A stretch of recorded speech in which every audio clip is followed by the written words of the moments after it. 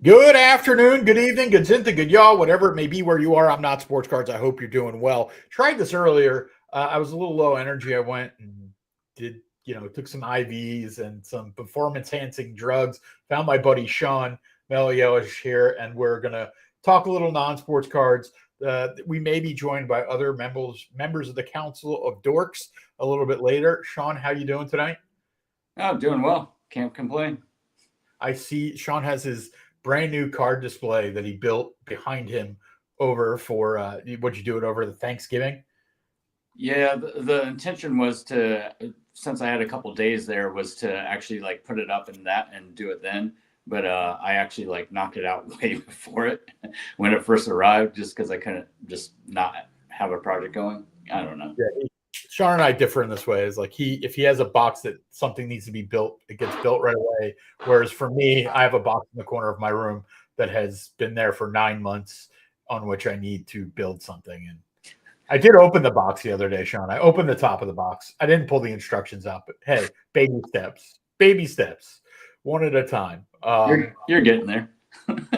So, like Sean and I, we talk cards a lot. We have similar schedules, so we end up having a conversation usually once a week, and it lasts far longer than it ever is intended. We're like on Discord messaging back, and Sean's always like, "You want just do a call?" Because we're like just typing. Why don't we talk? And I'm like, "All right, let's this week. Why don't we record it? Because it's where we say all the nasty things about everybody in the hobby, and we."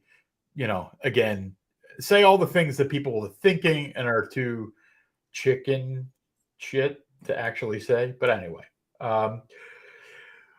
so I guess the first thing I wanted to ask you is, what have you been buying? And well, I don't know. Like one of the things I wanted to do was like I've been doing a lot of videos and saying a lot of stuff, and I want to give other people an opportunity to chime in on some of the shit I've said. So I'll let you anything on your mind?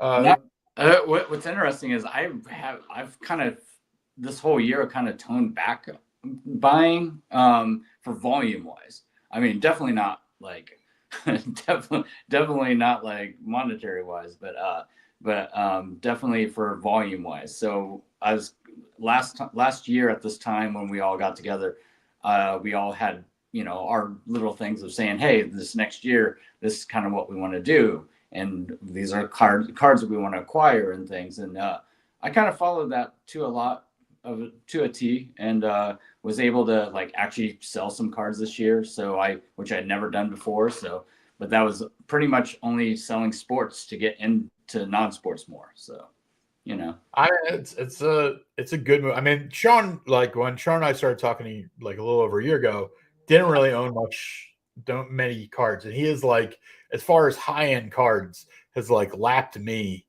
for the most part. I'm gonna have a couple here or there, but I mean, you have a crazy auto collection. You want to bring anything over? Like, why don't you show him a couple of things you just bought? The coolest thing was, and it came back, was how do I do this? Yeah, move back a little bit, but yeah, he froze up a little bit, I think. But yeah, that's a Ryan Reynolds PSA 910. Yeah. And don't tell PSA. But I did a video about graders notes, and it may or may not have been about that card. May or may not. Cannot prove it. Right? I didn't post anything that I wasn't supposed to do. Matter of fact, I did a graders notes video, and somebody put a comment. They're like, "Did you show graders notes in this video?" I'm like, "No, I didn't." And like, obviously, you didn't listen to the part where I read that you're not allowed to show graders notes. But yeah, that was yeah. So that was a good grade. That was a fair grade. They said there's a touch on the tip of the top left corner. There is a touch. I mean, I still feel it could have gone either way, because it's depends on what your definition of a touch is. It's barely there. But then this is the one that I feel like I got upcharged on for no reason. So, which is Yeah, that's the Ahsoka one of one Book of Boba Fett product hit. That's and they gave you what They gave uh me a 6 MK. yeah, that's not a good grade. It's That's because on the back there's a mark right which you here. knew when you bought it, right? Yeah. Like, which Mm-hmm. is I it's just again that type of thing doesn't matter to 101 for the most part. Yeah. But I don't know if I agree with the like a 6 MK. It means it's a 4 without the qualifier, and that's Yeah, a I crease, right? I thought it would get an 8 MK, just because of the mark. So I thought it'd be an 8 MK, and there's there's nothing else. Like you have a little bit of white down here, so I really thought it'd be an 8 MK. I mean, I really didn't care. I probably should have just ran it authentic and the auto grade, but I mean, at 101s, I don't really care. Actually, I just wanted number one, I wanted a slab, and that way, it's authentic and blah blah and all that jazz. So, Oh whatever. man, I think it's a good idea. I mean, I think it's a good idea to get it authenticated, right? Like, I don't know, like I don't. We've talked about it many times. Like, I don't trust myself with cards, and like there are certain cards that like, even though I don't like sending it to the glorified one touch factory, sometimes you have to, and that I don't know. That's matter of fact, I need to get some more cards over there. But like, you did buy another 101 the other day, which I didn't know until I was like, "Did you win this card?" Oh yeah. And yeah, I mean, you want to tell everybody what you bought? Well, what's that? The throwback Thursday. So like, I don't really count those. I don't know. Yeah, sure, it's a one of one, but and it's droid, so it's fine. But for Ahsoka, it's cool Well, because anything. you didn't say what it is. I don't think it's Hugh Yang. Like Yeah, yeah. So again, I thought I bid on it, and I was like, it went for I think $76. yeah, I mean, that's should tell people again there are a lot of lessons in what things sell for, which is, hey, don't buy throwback Thursday. yeah, Like, it was $10 a set, and a 101 sells for $76. What are you doing, right? Like, I mean, yeah. not you, I meant like I think it's probably negative EV, as we would say. Yeah, But I mean, I would much rather, instead of when Ezra and Sabine released, I was going to buy 20 sets of those and of each one of those, and I was just like, what am I doing? Because I'm sure something's going to pop up, and I'll just buy the guaranteed one that I want, or whatever. I could buy the short print of it, or I could buy the one of one, or maybe if it pops up, or maybe the out of 10. I don't really care. I'll just buy one of the ones that I want, or whatever. yeah, I mean, that doesn't always work out that way. I just, there's just such a glut of, especially you were mentioning earlier, this time of year. It is it's not the time of year to auction. I've actually sold a handful of cards. I've sold 3 cards in the last day. They're all Return of the Jedi that have been listed for at least a year, probably 2. And buy it now, and like I'm not thumping my chest on the prices I got, but like if I had auctioned them, I would have gotten like 10%. Not yeah, probably. Yeah. Maybe 10-25% of what I. So yeah, I mean, people need money for Christmas. Not really complicated. Well, I mean, ironically, last year at this time, and I bring it up because of going into what I want you to bring up on screen is last year I bought all those Game of Thrones sets, the gold sets and everything. And if you could bring that up, we can show Do you that. want me to bring it up? Like, Yeah, I mean, yeah, all right, I mean, I'll bring it up. I like so what Sean's talking about, like, all right, so here it is. This is a Game of Thrones gold set. They started doing gold serial numbered cards in season 3 and ran through season 8, and here's a whole run for auction, right? Like, and yeah, you bought them last year, but you pieced them together, right? You bought like 4 or 5 from one yeah. person. I bought four of them from one person, and then I bought one of them from another and one of them from the other. This one has some of the inserts as well. It's missing some, it says, but it has a lot of the run of the gold inserts, even of the beautiful deaths, and the other one too as well. There's 2 different inserts that it also includes in this one. So I'm curious to see how much this goes for. It's a cool set, and all the weird stuff that came out with all this last the realm thing or whatever. Legends of the Realm. Yeah, the Legends of the Realm. The difference with the autos and everything. I mean, to get every gold card here all in one shot. I'm curious to see where this goes, because it has value. I mean, I put it at like, I think $1,000 is a reasonable bid.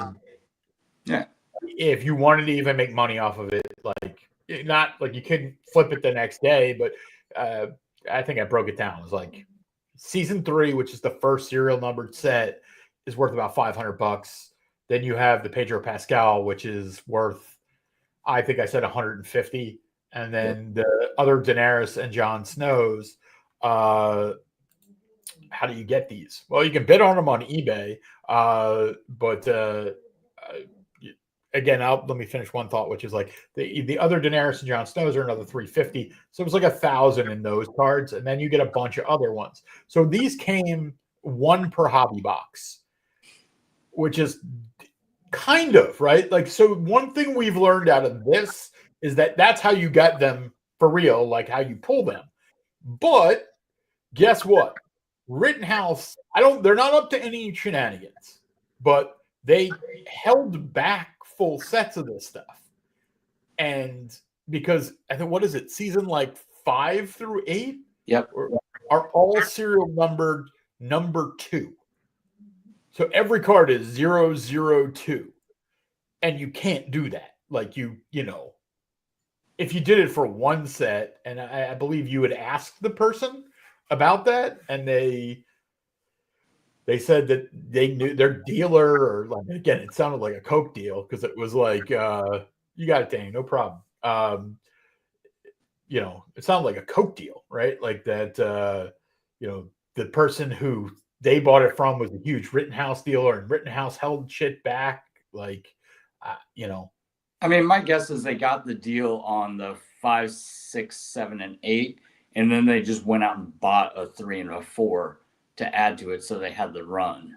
Is basically what I'm guessing happened. Yeah, I just meant more of the idea that, like, Rittenhouse did have full sets. Like yeah, somebody at Rittenhouse has the number 1 set, right? Like, or a dealer or their biggest customer got the number 1 set, right? Like, so to me, this is super cool. The biggest card that I'm a proponent of, and out of the golds, is the Pedro Pascal rookie in season 4, which, you know, I can account for every one of them that has sold in the last few years. I know where they all are. I know 4 are sold. I have 1, you have 2, and our buddy Will has the 4th. And then we know somebody else who has 1. Like, so we're now right down. There are only 150 of them, and there's 1 in here. I think $150 is a very fair price for that. Yeah. I mean, when you add up, I mean, you could easily grade all the Johns and all the Daenerys, and you have 6 and 6. You have 12 cards there. What, $75 a piece? You know, I mean, you could easily get. I mean, so that's how I was doing math. Yeah. Oh, yeah. You can definitely get there. Danny asks, like, do they make fakes? I'm like, the answer is yes and no. Like, if you've ever seen these cards, like, it would be a lot of work to make fakes, and it wouldn't really, like, if you're going to go to all this trouble, this is not what you would fake. Or what you would do is fake the big cards and make a bunch of them and not fake 1. Right. So I would never guarantee that these aren't fake, but, like, highly unlikely that these are fake. Yeah, because the only things that we've seen that are fake are the autos, which there has been a lot of autos hit the market that are fake. So if you are looking for Game of Thrones, then do your due diligence and look and compare. The easiest thing is compare autos from graded copies. That would be the thing I would say. And I mean, the biggest mark is if it's from China. It's just that I would question instantly. And then, if it's raw, and just look at the autos, because there's a big difference between the what you notice, like, of a graded copy auto versus what is being sold. But these gold ones would be super hard to do, and I don't know why you would ever fake half of the car. And given like some of the history that we know about Rittenhouse, this sounds about right. Yeah. Like Rittenhouse is not fanatics, not like they're, and especially this time period, it was a smaller market, and that they would reward people who bought a lot in different ways. So it makes sense. I don't know if I like it, but it makes sense, right? Like, I mean, Rittenhouse also does archive boxes, which is where you can buy, you used to be able to buy every single auto in the set just in a box. And it makes me think, I don't think they make as many boxes as they say they make. I don't either. I think on this, out of 100, you have 150 per card. Can't you see 10% of them being held back for this stuff? So number 1 through 15, they did this with. Yeah, and I think the same thing with autos is because, like, with the archive autos, it's like they tell you how many, not exactly, but relatively how many autos there are. So I have a feeling that, probably, like he says, like if they say they printed 9,000 boxes, they probably printed 8,000 boxes. Yeah. And then they just kept the hits and used those and sold them and used them as incentives or things along that line. So it's kind of like quiet confirmation of that process. But yeah, I mean, Sean asked me to bring this up. I would not have brought this up. This is like, there's a lot of stuff that in our Discord that we'll talk about, and like everybody's like, it's very competitive. Like Sean and I he and I are very close friends. Like we're still competitive with one another. Like I didn't even know you bought the Hugh Yang. But even amongst us, like we all collect similar cards. So like information is at a premium. So sharing this with the general public does us no good. It just drives the price up. Well, I'm curious to see what fair market value is. I mean, I already have a bid in on this, but not very high. I put this at 2,500 for the whole thing. We've already found out that you can just buy it now for 2,000, which is fair, I feel. But so I'm interested to see where the auction goes. So. Sure. Like, yeah, I mean, I think this time of year, like, I mean, the discussion that we've had amongst the people in Discord is like, hey, this thing is, I mean, in my opinion, this thing's valuable. I don't think the market is ready yet. Like, I think the Pedro Pascal is a really cool card. Like, like most cool cards are things that if you hit at the time, you would have done nothing with that card. You would have been like, fuck, I hit a Pedro Pascal gold. And it's he didn't have any autos. And it's out of 150. It's actually, these cards are rarer than most of the autos. Of course, autos are more desirable, but I meant like from pure collectability. I like these. Like I'm not in a tough spot. It's like, I just know you're going to pay more than me. I'm not, because I already have it. So, I mean, yeah, I mean, I don't know. It'll just be how I feel that day is really the honest. Like, I know we know one of the bigger Game of Thrones collectors, and he's out because he has one too, and it's like a bit of a double down. I will tell you, like, again, if you think it through, you're like, okay, how many cards do you get? It's like 6 seasons. And there's like around 90 cards per, let's say 500 cards, right? So even at $2 a card, that's 1,000. Yeah, but you have the inserts as well. So I mean, I put this right at around 600, little over 600 cards with everything, because there's some sets that are 100. There's what, 2 or 3 of them that are 100, because they had so many characters. Remember? And yeah, And again, I think the last season was 70. Yeah, But like 60 or 70. Yeah.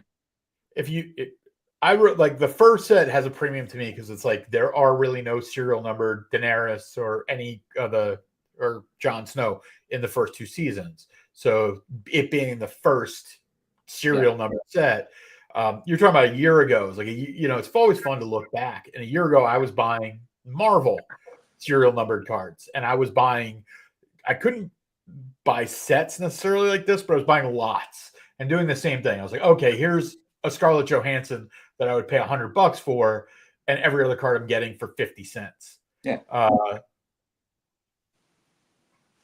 It should be said that as far as I know, all of these people are still living. I don't know exactly what that means. You mean in the show or in real life? But yeah, in the show, they're not all living. I'll go out on that. I'll go out. The other thing I want to mention is that I did look up because we were trying to come up with a value. It's like, hey, in the last 3 months, 15 of these gold cards have sold. Well, Bella Ramsey, right? She's. I haven't seen Stan around a while. I just want to say hi to Stan. Yeah. Stan, make sure you go check out the video I did. I opened the Magnum PI pack that you had sent me. I did it. Check out the video. I think Sean has seen it. Have you seen the Magnum PI? No, I didn't. Well, again, it was awesome. I always judge it by how many new subscribers it got me, and it got me a lot, which was I appreciate it. But it was some in real life, if these people pass, I think that's really only true. It's kind of true if they die, but I think that like we're not there yet with a non-sports card market. In the autos, that happens, right? Like James Earl Jones passes away, his auto prices go up.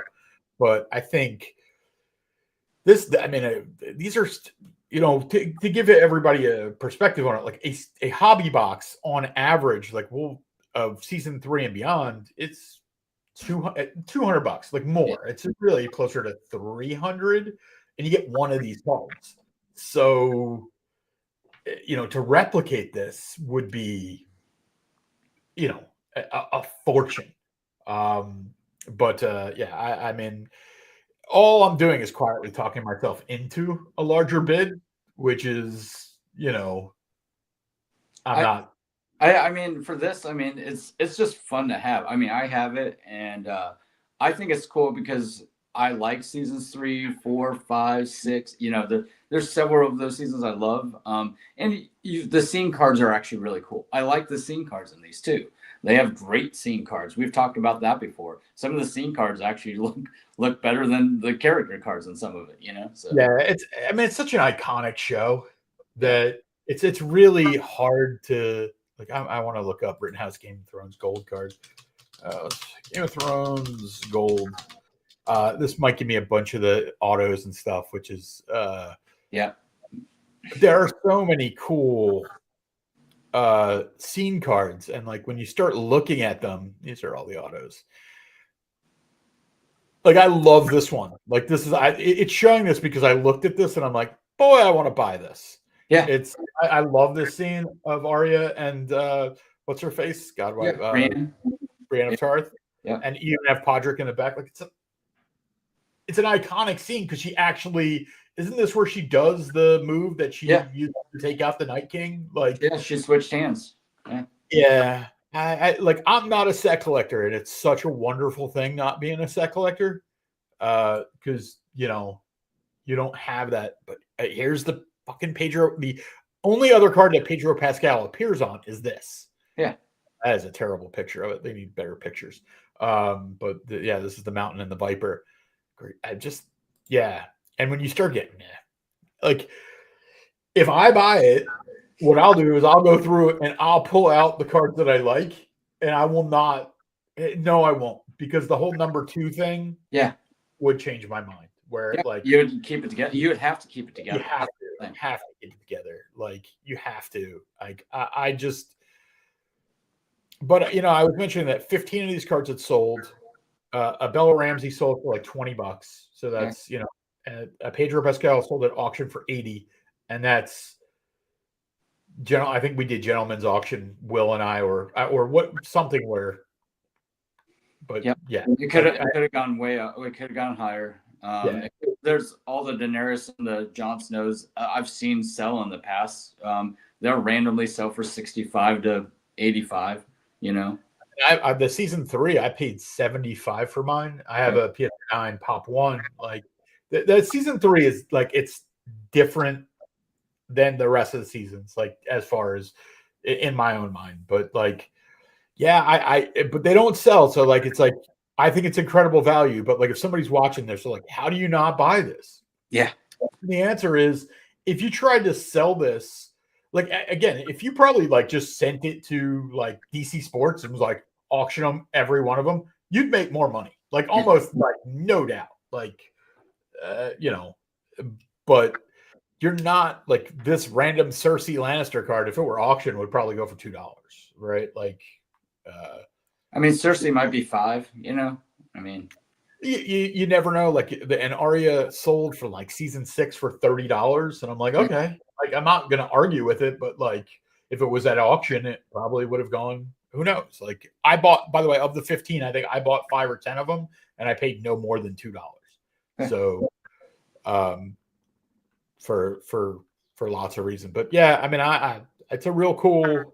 Oh, this is here. This is mine. It has to be mine. It's Pop One, right? Like, and I am asking $479, and I have the only reason I wouldn't be upset is I would just go buy a set, right? Like that's the thing that I would do is I would just go buy a set. But isn't that? I mean, they're just gorgeous looking cards. They look better. Like the foil is another parallel that was parallel in the first 2 seasons, and those cards are just they're rare and they're nice to own. They're really kind of ugly, especially images of them are really ugly. The gold looks great on them though. That's the whole thing. Like these cards in hand look great. Yeah. Again, like I said, like if I look at a card and I'm like, I don't want to sell that. I don't. Like I don't. I mean, yeah. If you look at it, you get 6 Daenerys, you get 6 Jon Snow, 6 Aras. Like then you get like you have the Bella Ramsey, her first card and stuff. You have Pedro Pascal first. You have a lot of first stuff too. You know. Yeah, in season 3, there's some rookies. Like I know I'm a big Tormund guy. Yeah.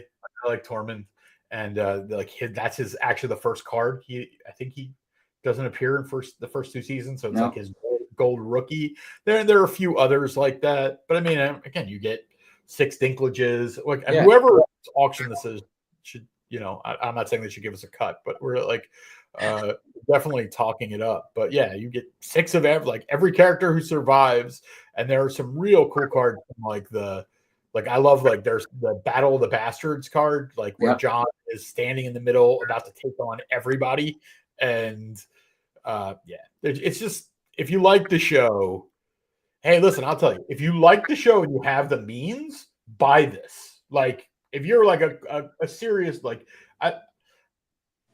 again, where it was like, I hope it goes for $52 to you, right? Like, I don't think it is, but we know some serious collectors, and yeah, I don't know, which, deciding what you'll pay. So you and I both had an experience this week where we bid up on something, and we thought that, I don't know. So I did a video the other day where I talked about a Star Wars Rebels box that sold, and you were the one who lost it. And it went for how much?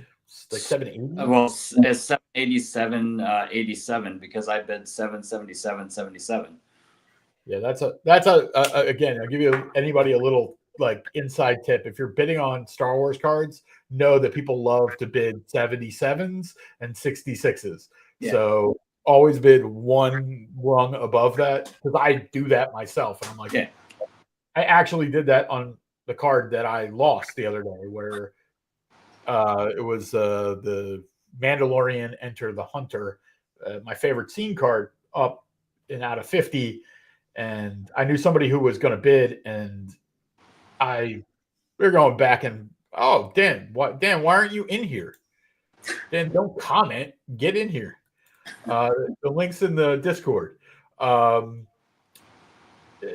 anyway, but like I bid 77. I was going to bid 77, 77. I'm like, wait, people know I bid that. So Yeah. I bid 78, 77. I still lost it for 79, 77. But, there are just times where like that card to me sold too high and that box sold too high. Not in what, I don't know. It's the difference between what's market value and what do you personally value something at, right? Yeah. I mean, I don't. So yes, I've sold this year, but it's almost all sports cars. The only 77s I sold were stuff I've already upgraded, and it's stuff I had extra. So, and I'll continue probably to do that here coming up, is sell a couple extra stuff, just to help fund, because I'm running out of sports cars to sell right now, to fund my non-sports stuff. But I mean, especially with Soto going to the freaking Mets, but whatever. What I'm looking for this stuff though, like the Rebel stuff, I'll always continue to buy because that's my whole thing, and I love that set. The 2015 Rebels, I value it way more, and I don't sell any of it. I have a lot, or a decent chunk, So, and I'll continue to buy it because I like it. It's just one of those things. Well, I mean, I like sometimes we try to like I try to be like before we started this, like Sean has a total complete disassociation for money. Dan, I sent you a new link. I think I had posted the wrong link before. So I don't know. Sean said he was waiting backstage. Oh, there's Dan. There he is. Here comes Dan. Dan the man. Fellas. What's going on? But wait, I see, like I don't think I've ever seen this part of your house. Like, oh yeah, I'm seeing lots of. Oh wait, no, I got to go back to the other view. Yeah, you got to get to full screen, so I got to go look this way. Got a little arcade that way. Nothing's. Oh wait, how do I? There's a way where I can make. Oh, okay. I don't think it's working right, but like, there was a way that I can make you like the main center character. stage. Yeah, the main character, and I can't figure out how. I suck. But yeah, you got a whole arcade back there. What games are those? These are like reproduction. They're arcade one-ups. They're like 3/4 scale, but I got a Galaga, Ninja Turtles, and a Rampage on this side, and then what do I got? Centipede, Space Invaders, and Asteroids on the other side. So a whole mini arcade here. I almost bought those one-ups. They're look cool. Yeah, I mean they're cheap and they're fun. So I'm trying to move a couple of Space Invaders and Asteroids never get played. So I'm going to get rid of those and get something else that everybody likes more. Some Pac-Man or something. Does the one-ups actually play well and everything? Yeah, they play really well for what they are. I mean, you're not getting like super nice controllers and sticks and everything like that, but it's good enough. I mean, they're all really responsive. So they're nice. They're easily modifiable if you're into that type of thing. So yeah, they make good party entertainment. So sorry, I don't entertain, so it's got to be for me. It's either for me, and Albert doesn't play any video games. But little known fact, right after I got out of college, I used to buy and sell video games, like vintage, like so. Worst business. It was the best business in theory and the worst business in practice, because I would be like, buy them for 200, sell them for 1,000, but they would break 2 days later. Yeah, and they would be like, "Oh, we need to fix them." I'm like, I don't do that. I sell them. And then yeah. So like when I can't bring myself to get the one-ups because they're not that, you're old enough to know what an arcade was. They're a little short. They're not the same. It's a good work break for me since I work from here. So I'll hit the Galaga machine for 20 minutes, throw up high scores, go back to work. Galaga is a weird one because I liked Galaxian, which was like a Galaga knockoff. Yeah, but Galaxian's on here too. It's a combo machine. And I was watching something where they were going deep into video games. I forget. Yeah, again, I watched so much. Happy holidays, fellas. Yes, happy. Cheers. Happy holidays.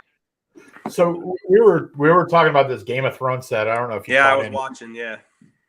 I mean, I don't think you have any interest in that. Like I actually thought about it just for myself because I have a few singles. I bought some just normal foils, not golds or anything. But I mean, whatever. That's for somebody that wants it. This is the key, right? Yeah. I mean, like you're probably not making any money on it for years. If ever.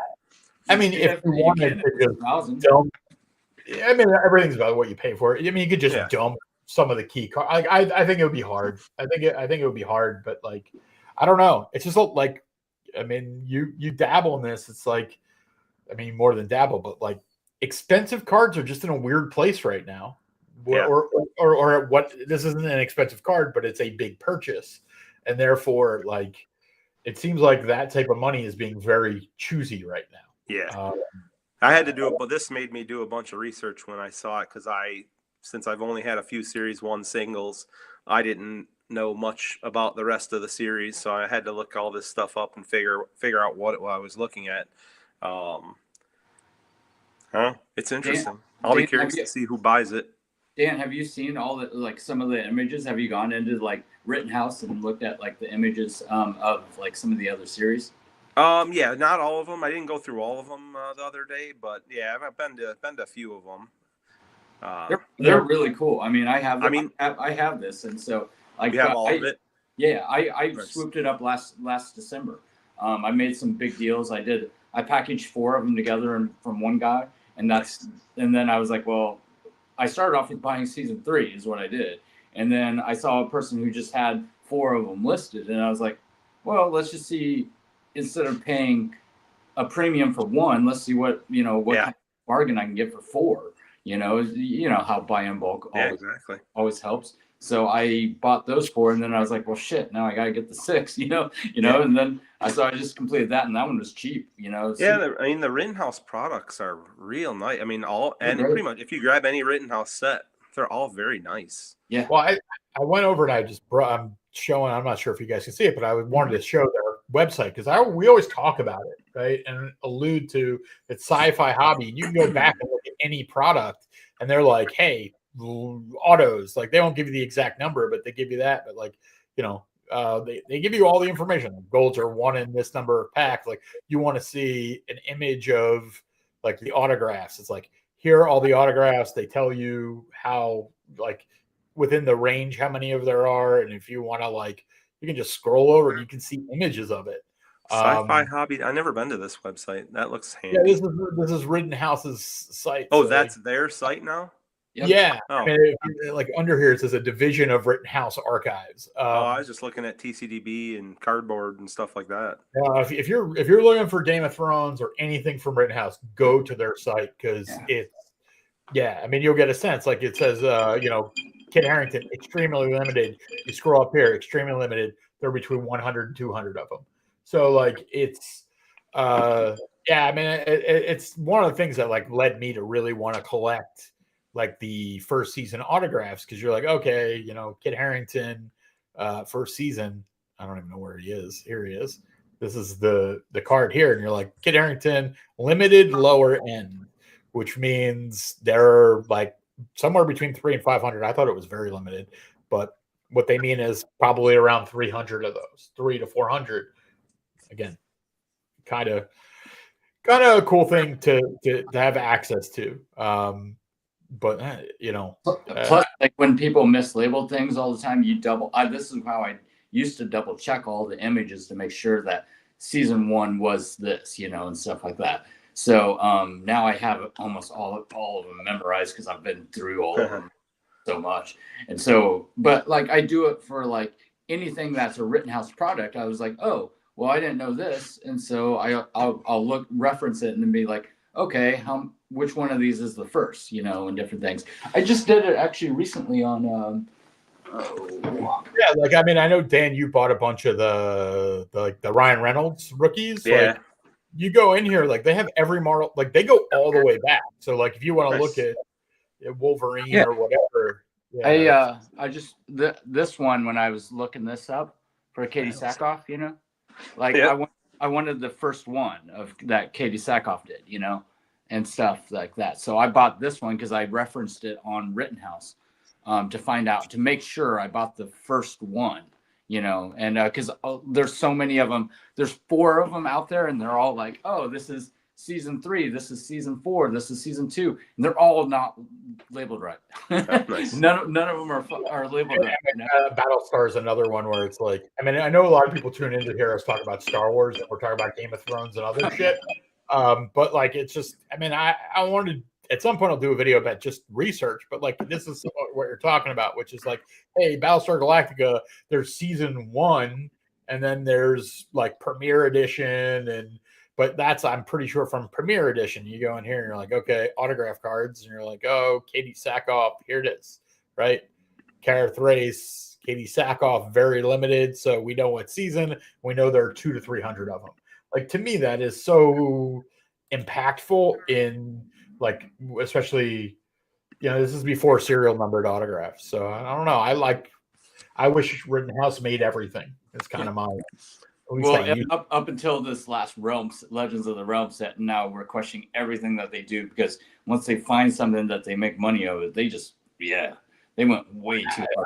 I mean, there's a lot of it going on, and I'd be interested in Dan's take about Marvel. Is like, you wonder, are they facing, like, losing the Game of Thrones license to Fanatics, and we don't know about it, and they're like, hell, we have the license, let's run the printing press. I mean, I know what Upper Deck's doing with Marvel is.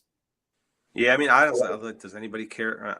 Does anybody care about Game of Thrones? Or I don't know what they sold on that House of Dragons, but I don't know that the market's there.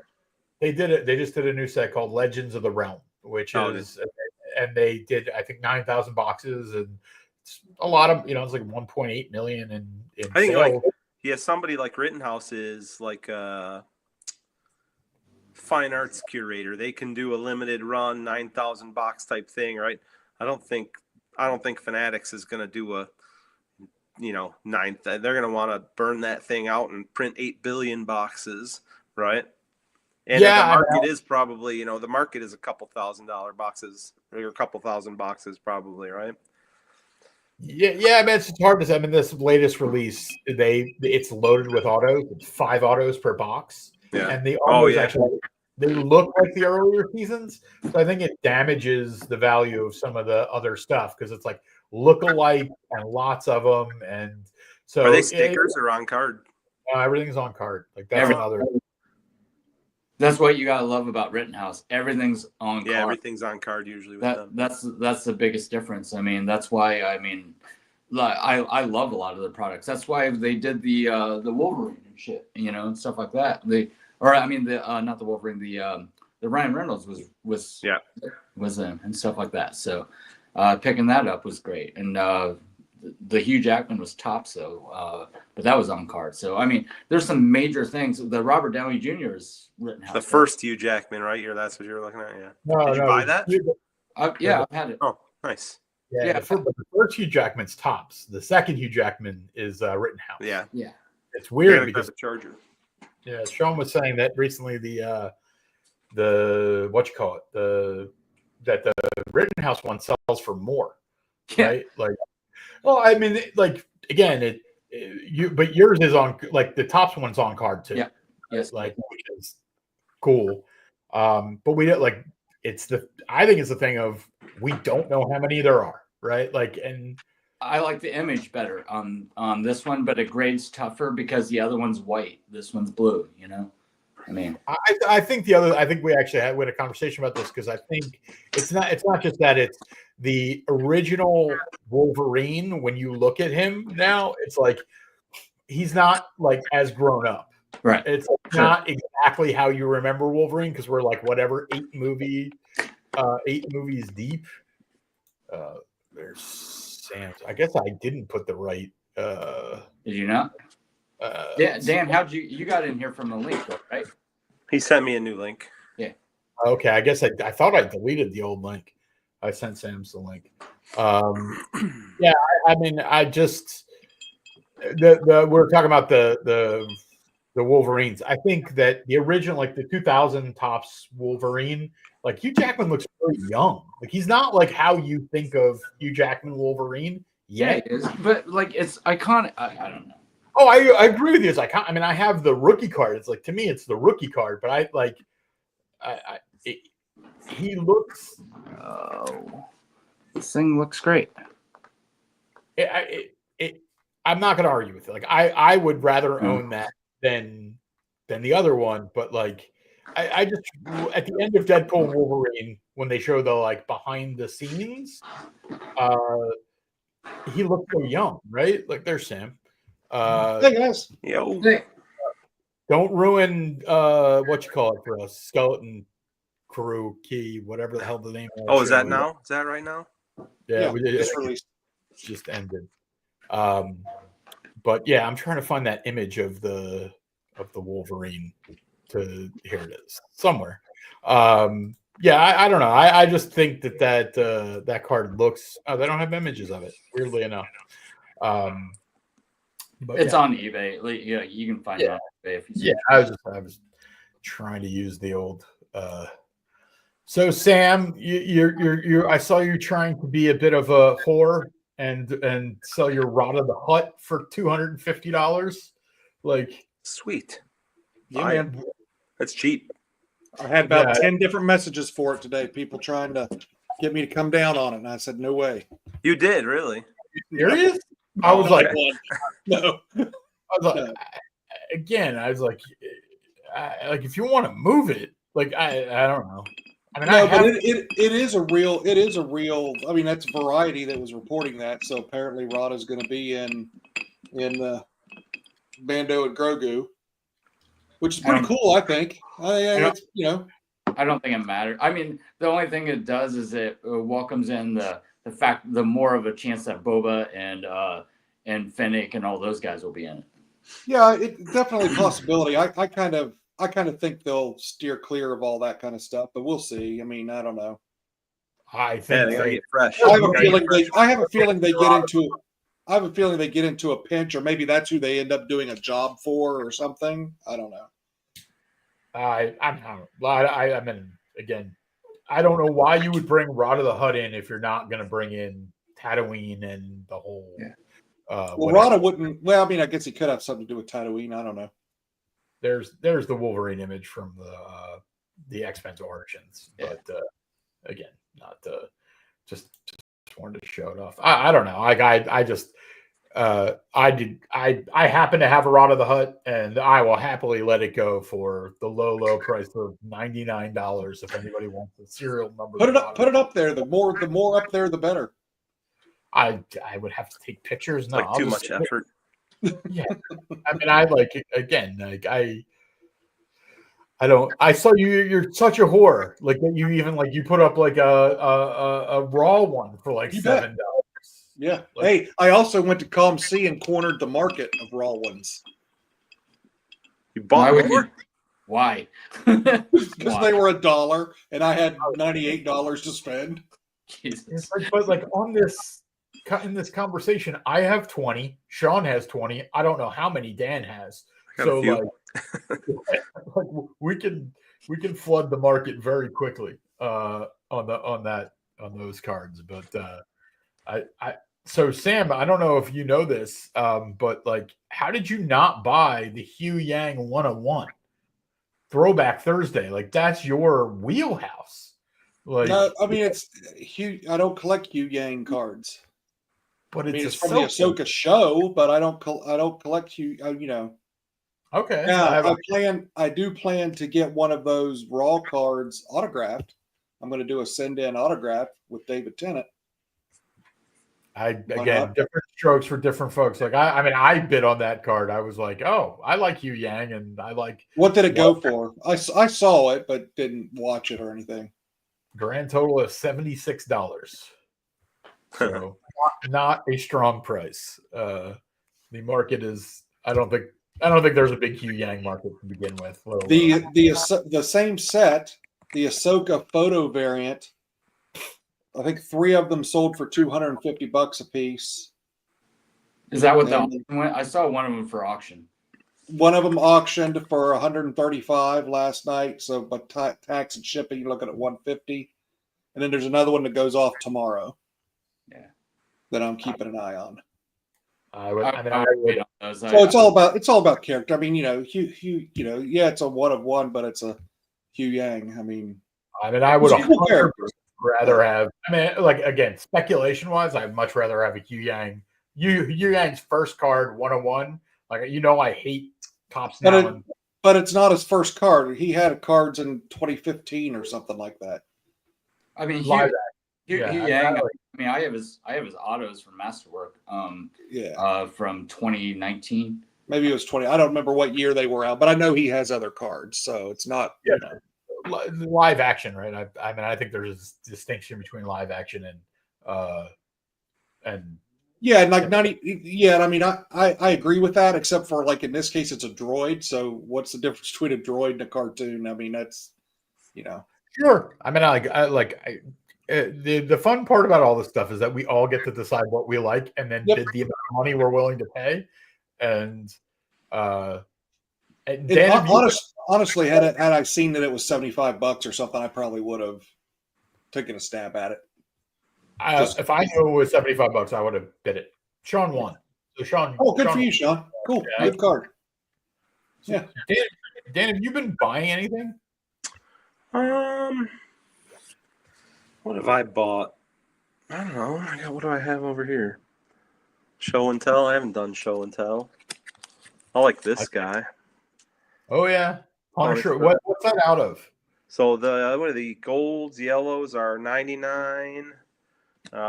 This is just the Punisher series base. They were like 10 cents, so I got a stack of those for fun. That's red, yeah, red. 99. Some more Birthnall. These Is are that, like is that the one you think is you consider the Punisher like the Barenthal rookie? No, this is from the Punisher set. It came after Daredevil. Yeah, that's what I was saying. That one there. The Daredevils. I mean, this one was readily available. This is a /299. The red. There's probably like 3 or 4 cards in this Daredevil set that are real nice. That's probably not the preferred one. That's one of the lesser preferred ones for me. More of those. Because I bought a couple of that. Foils are the ones you want. These are 49/49. I think I have one of those. Yeah. What parallel is that? Speckled foil. Huh. Yeah, Dan is like one of the other rare people who buys Marvel cards, MCU cards. I buy Marvel. This is Iron Man 3-2. Is this 2? 3? No, 3. It's a Harvey kid. He was rumored to be like the next Iron Man after they killed off Tony Stark. So he was at the funeral at the end of Endgame. So this is like the poisoned foil parallel. They're not really rare, but whatever. It was neat. I opened some packs of that. Grandmaster. But Hawkeye. This way, Hawkeye. Camera. I like trying to get some Guardians of the Galaxy stuff. Oh, those all serial numbered? These are not. These are just like the. Is that the Target? Retail base parallels. Yeah. So I think is that they're the Target or the other one? One per pack. They're both the same. I can never remember what's the difference between Target and what's the difference between the other one. Oh, I don't know. These actually, you know what? I take that back. This is the bronze parallel. Okay. So, and this is the retail parallel. I think the retail is like Target, Walmart. Okay. All those. That's the silver one. What else we got here? I don't know why I bought this trash /100. Listen to me too much, and you're like, oh, too many people saw Awakens, and then you're like, wait, Mike changed his mind. Oh, I almost bought. Oh, that's a cool card. Yeah, I almost bought that's Ghost from Ant-Man.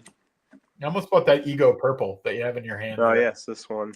Got some Ego, Mantis. You guys, nobody buys this card. This is Kevin Feige rookie. Oh, interesting. That's just a neat thing. Not that it's rare or anything, but I have a set of that and another one of those. That's one pile that I got handy. What else? And like this is nothing. None of this is like treasure. Red Guardian rookie. Oh yeah, that's the card I love. I like these. That card is really so. That's what's her name?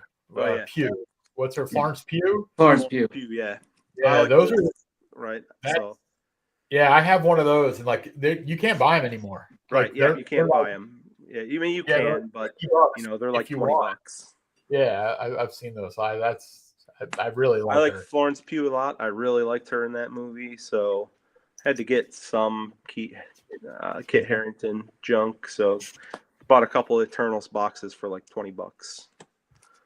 So did you rip most of these, or where did you buy No, them? no, I bought all these off ComC. Oh, okay. Michonne curious. rookie. More Michonne. Is Michonne not? Is that season 1 or season? She's in what, season 2? Season 2. This is actually what promo card, so take it as I you think will. I bought a set and I got some of her season 2. So Got some random Game of Thrones junk for like pennies on the dollar. Yeah. I like. It's so hard to know with Game of Thrones. Like, there's so much to collect. Steven Spielberg. Spielberg rookie from Close Encounters. Yeah, got my X-Files stuff that I've been chasing forever that I never get good grades on, pissing me off. There's a seller that's auctioning a crap ton of X-Files stuff. Probably should go cheap because nobody cares but me. Oh. This is the Lone Gunman from that show. I actually got a 10 on this. It's the only card that I got a good grade on. But you got to get these silver parallels if you care. Okay. They're not numbered, but they're 1 per pack, I think, and they're relatively hard to find. Well, if you're gonna get X-Men cards, mean X-Files cards. I mean, I bought a set because I wanted to see. I was like, okay, I got a Mulder and Scully rookie. I'm good. Like, I don't know. If you ever want, Dan, you should hit up Donna. Donna has a crap ton of X-Files. Who's that? Our friend. Oh, yeah. I mean, it's just I bought a stack. I probably won't buy anymore. I'm done with that. But I bought a half. I don't know, probably like 75 cards for like $20 in the parallels. Some other random foil stuff from Marvel. This stuff's kind of cool. I like this card too. Haley Steinfeld, the teenage Hawkeye. She did a good job in the show. I actually liked her, so be curious to see where that goes. That was the last Marvel thing I liked was Hawkeye. Yeah. That was the last Marvel thing I liked. I haven't really messed with kind of anything after Endgame, and I think I bought some Captain America and Winter Soldier and Captain America, wherever the hell it was, and it was such an awful rip that I was like, I'm not doing it anymore. It was just a waste of money. I mean, as it comes down in price, like I might mess with it, but like I know you were paying like $20-$30 a hobby box. Yeah, I was at. There's a guy that runs a Chicago sports card show. I have not been to the Chicago one, but I understand it's really big. They did a Detroit one for the first time last year, which is in a really big venue here. So I went there. They were blowing that stuff out for like $20, $25. I bought 5 or 6 boxes of different stuff. So yeah, whatever. It's a $1 a pack. So. And Mike, are you going to Philly? The Philly Sports Card Show is this weekend, and the answer is that maybe, because I've been having foot problems all year, and I've been like in bed for like a while, and I'm like, all right, my foot doesn't hurt. I'm going to go to the show. My foot feels good today, so there's a decent chance. I don't know what I would do there. Like, it's the sports card show, so I don't know. Oh, is it sports? I just knew that Philly was having a big show. I didn't know if it's. Yeah, they have one of the biggest sports car shows. Like it's the biggest. Like that and Chantilly are the biggest on the East Coast. And they have it like 3 times a year, and it's this weekend. And but they were like doing an advertisement saying it's more than sports, right? Yeah. Like, you'd probably find something there, I imagine. Yeah, I mean, I've been doing. Hey, I've got our buddy Popcorn is doing a. Looks like he's already sold out, but he's got his Galaxy Chrome rip over on Whatnot. He's all festive. Yeah, I mean, again, it's like you've got to do that over on Whatnot. Like you've got to make it. So I guess he must have just finished and he started ripping now or something. I don't know. There's no cards up there. So I've been doing a lot of these short videos where I'm ripping packs, and I'm like, For those of you who are watching, like, subscribe. Every new subscriber I get, I do a new video, which means I've had to do quite a few videos, and I've run out of packs. Hey, that last subscription was just my other account that I logged in under. So that was just Awesome. Yeah, so I mean, I'll take whatever I can get at this point, right? Like it was from 5 minutes ago. I logged on my other device and I was like, oh, I'm in the wrong YouTube account, but I'll take whatever I can get. That's just means it's another video that I'm going to have to do. But like, that's why I would go to the like hoping that somebody has packs or something out there, because trying to buy packs is a nightmare. Like if you don't go to a show, right? Yeah. Like, Yeah, you got to buy them all. yeah, and it's like, I'll give me a minute. Talk amongst yourselves. you guys want to rip a pack? What do we want to rip a pack of? What do you have? What the hell? Well, I went to that to a local show this week. I don't know you guys if you saw it in Discord, but I bought, I don't know, 10 or 12 packs of stuff for $1 a pack. And there was some for $1 a pack. There was some rock and roll cards, and I got a Mork and Mindy. They only had the one Mork and Mindy. Yeah, the Mork and Mindy, I that's probably worth whatever you paid for. Again, it's like you can buy those packs. I've got no TV wraps. I've got the Pro Set Pop Stars. I've got these. Rip the Mork and Mindy, man. Come on. I got the rock and roll cards. All right. What are we looking for in Mork and Mindy? Mork, I guess? Looking for that number one Mork. Like the number one, like just like the Luke, it's the number one card. All right, here we go. It's the Robin Williams rookie. Mork and Mindy for those of you scoring at home. Oh yeah. What It's like, this says 1978 on the front. So yeah, it's vintage. I have a Mork. It's in terrible condition.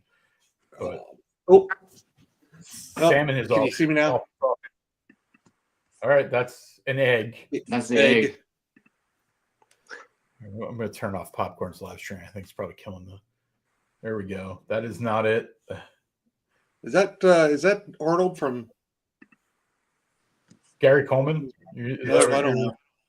I don't know whether I can't remember whether they did a different strokes. You know how they used to put the shows together or what tie-ins. Crossover, that's the word. I don't remember that guy. Oh, is that it? I couldn't see. Yeah. Card number 18. No, but it's just Mork by himself. It's off again. It's all those cards are so like I opened the Moonraker. Again, cool cards. Yeah. I would grade that before a lot of the cards that I've seen. Well, hey, got the Mindy sticker. That's probably the second sticker you would want. I don't know how many. Yeah, I would. I mean, and that's actually, seems to be in decent shape. Look at there. Looky there. Is that number one? Card number 1. There you go. You're so good. Yeah, that's as good as you can do. That's send that right off the PSA. Dollar. Well, yeah, but it doesn't. The special this month, that special's 20 cards.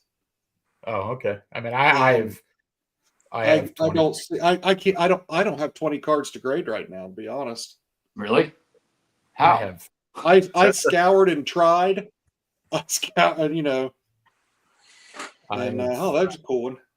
I mean, you got a rod of the. But these don't qualify because it's 1980, or was it 19? No, yeah, it's 1980. No, it's 1960s forward. Yeah. No. Hold on a minute. I got the grading special right here. Okay. 13. Well, okay. The 13.99 is. I'm sorry. Yeah, the 13.99 is any. But I was looking at it doing a 10 card on the 16.99, and it's 2020 in present. So can't do it because I was going to send a couple. Look at how off cut that is. It's awful. I can't complain about that. Dan, are you grading anything? I bought this. There you go, Yo MTV Wraps. I was going through that pile that I showed. I might grade a couple. I'm gonna grade some more old Marvel stuff. Thor's. Oh, there's another one of those speckled foils that's got all three of the main Daredevil people. I like that card. Mike, did you decide that you were going to grade or no? I am going to grade that. That's a card. I just sold it. I just sold it. Oh yeah. Simon Phoenix. I can't say it any other way than the way they say it. That's right. Simon Phoenix. Phoenix. How many? Dan, do you have any Rick Grimes that are graded? I do not. That'll be my first one. Are these all going to CGC? I don't even know. They might not go anywhere. That's a good one. I mean, I have such a pile. Like my thing is that like when I sell graded cards, I'm like I have to get more of the Wolverine. Yeah, that's another Nebula. I don't know about Carl. Yeah, if I keep opening packs, maybe I can get to 20 cards. There you go. Well, what color is your Yo MTV Raps pack? Oh, yeah, that's the Black Panther. Yeah, that's a good one. So this box, yeah, so it's green. So these you want in green because Beastie Boys rookies. So, well, they're not whatever. There are Beastie Boy like random stickers from God knows where, oversized 1986 that are a fortune. They're super expensive, but like if you want to hit a US based Beastie Boys rookie, this is it right here. So that's why I bought the box, and I'm gonna rip it. Well, I'll do that next. Yeah, I mean, I'm a huge Beastie Boys fan, and I graded one and got an 8, which was disappointing, and that was pack pulled. The one thing I bought at the National when I went a few years ago, not one thing, but I bought a box of these and pulled the Beastie Boys. And yeah, I don't know. Like talking about grading, I was like, I'm gonna grade because I sold a bunch of cards, and it's like I've sold cards that are like sell card to grade again. You know, where like I sold a Saul, Better Call Saul. I sold a Glenn from Walking Dead, and those are just like I have more. Grade them. So I mean, I want to open this sucker, but I got it. You know, I got this out of one of those packs weekend. From Starship Troopers. Oh, Denise Richards, which I'd never seen Starship Trooper packs before. No, this is the other one. I forgot that she has cards in that because I just bought a shit ton of the James Bond movie she's in. The World. There's tomorrow something. There is The World tomorrow. I don't remember which one. So somebody had like 9 packs for $6, and I was like, all right. And they had 3 lots. I bought like 27 packs for $18. Go ahead. You can get a Beastie Boys. Beastie Boys? All right. And Beastie Boys is what you want. Like they're hard to hit. Like if I get one in this box, I might be an instant winner. Yeah, you might want to grade that. Can we talk you into grading that? Look at that first card. They're all like I'm telling you, don't get excited about anything other than the Beastie Boys because there are like 8 Vanilla Ices. There are 8 MC Hammers. I've opened more than one box of this. LL Cool J. And there are like 8 LL Cool J's. There are like 5 Beastie Boys. Not Beastie Boys. Run DMC. Who's this? Ted Demi. I think he might be a director of rap videos.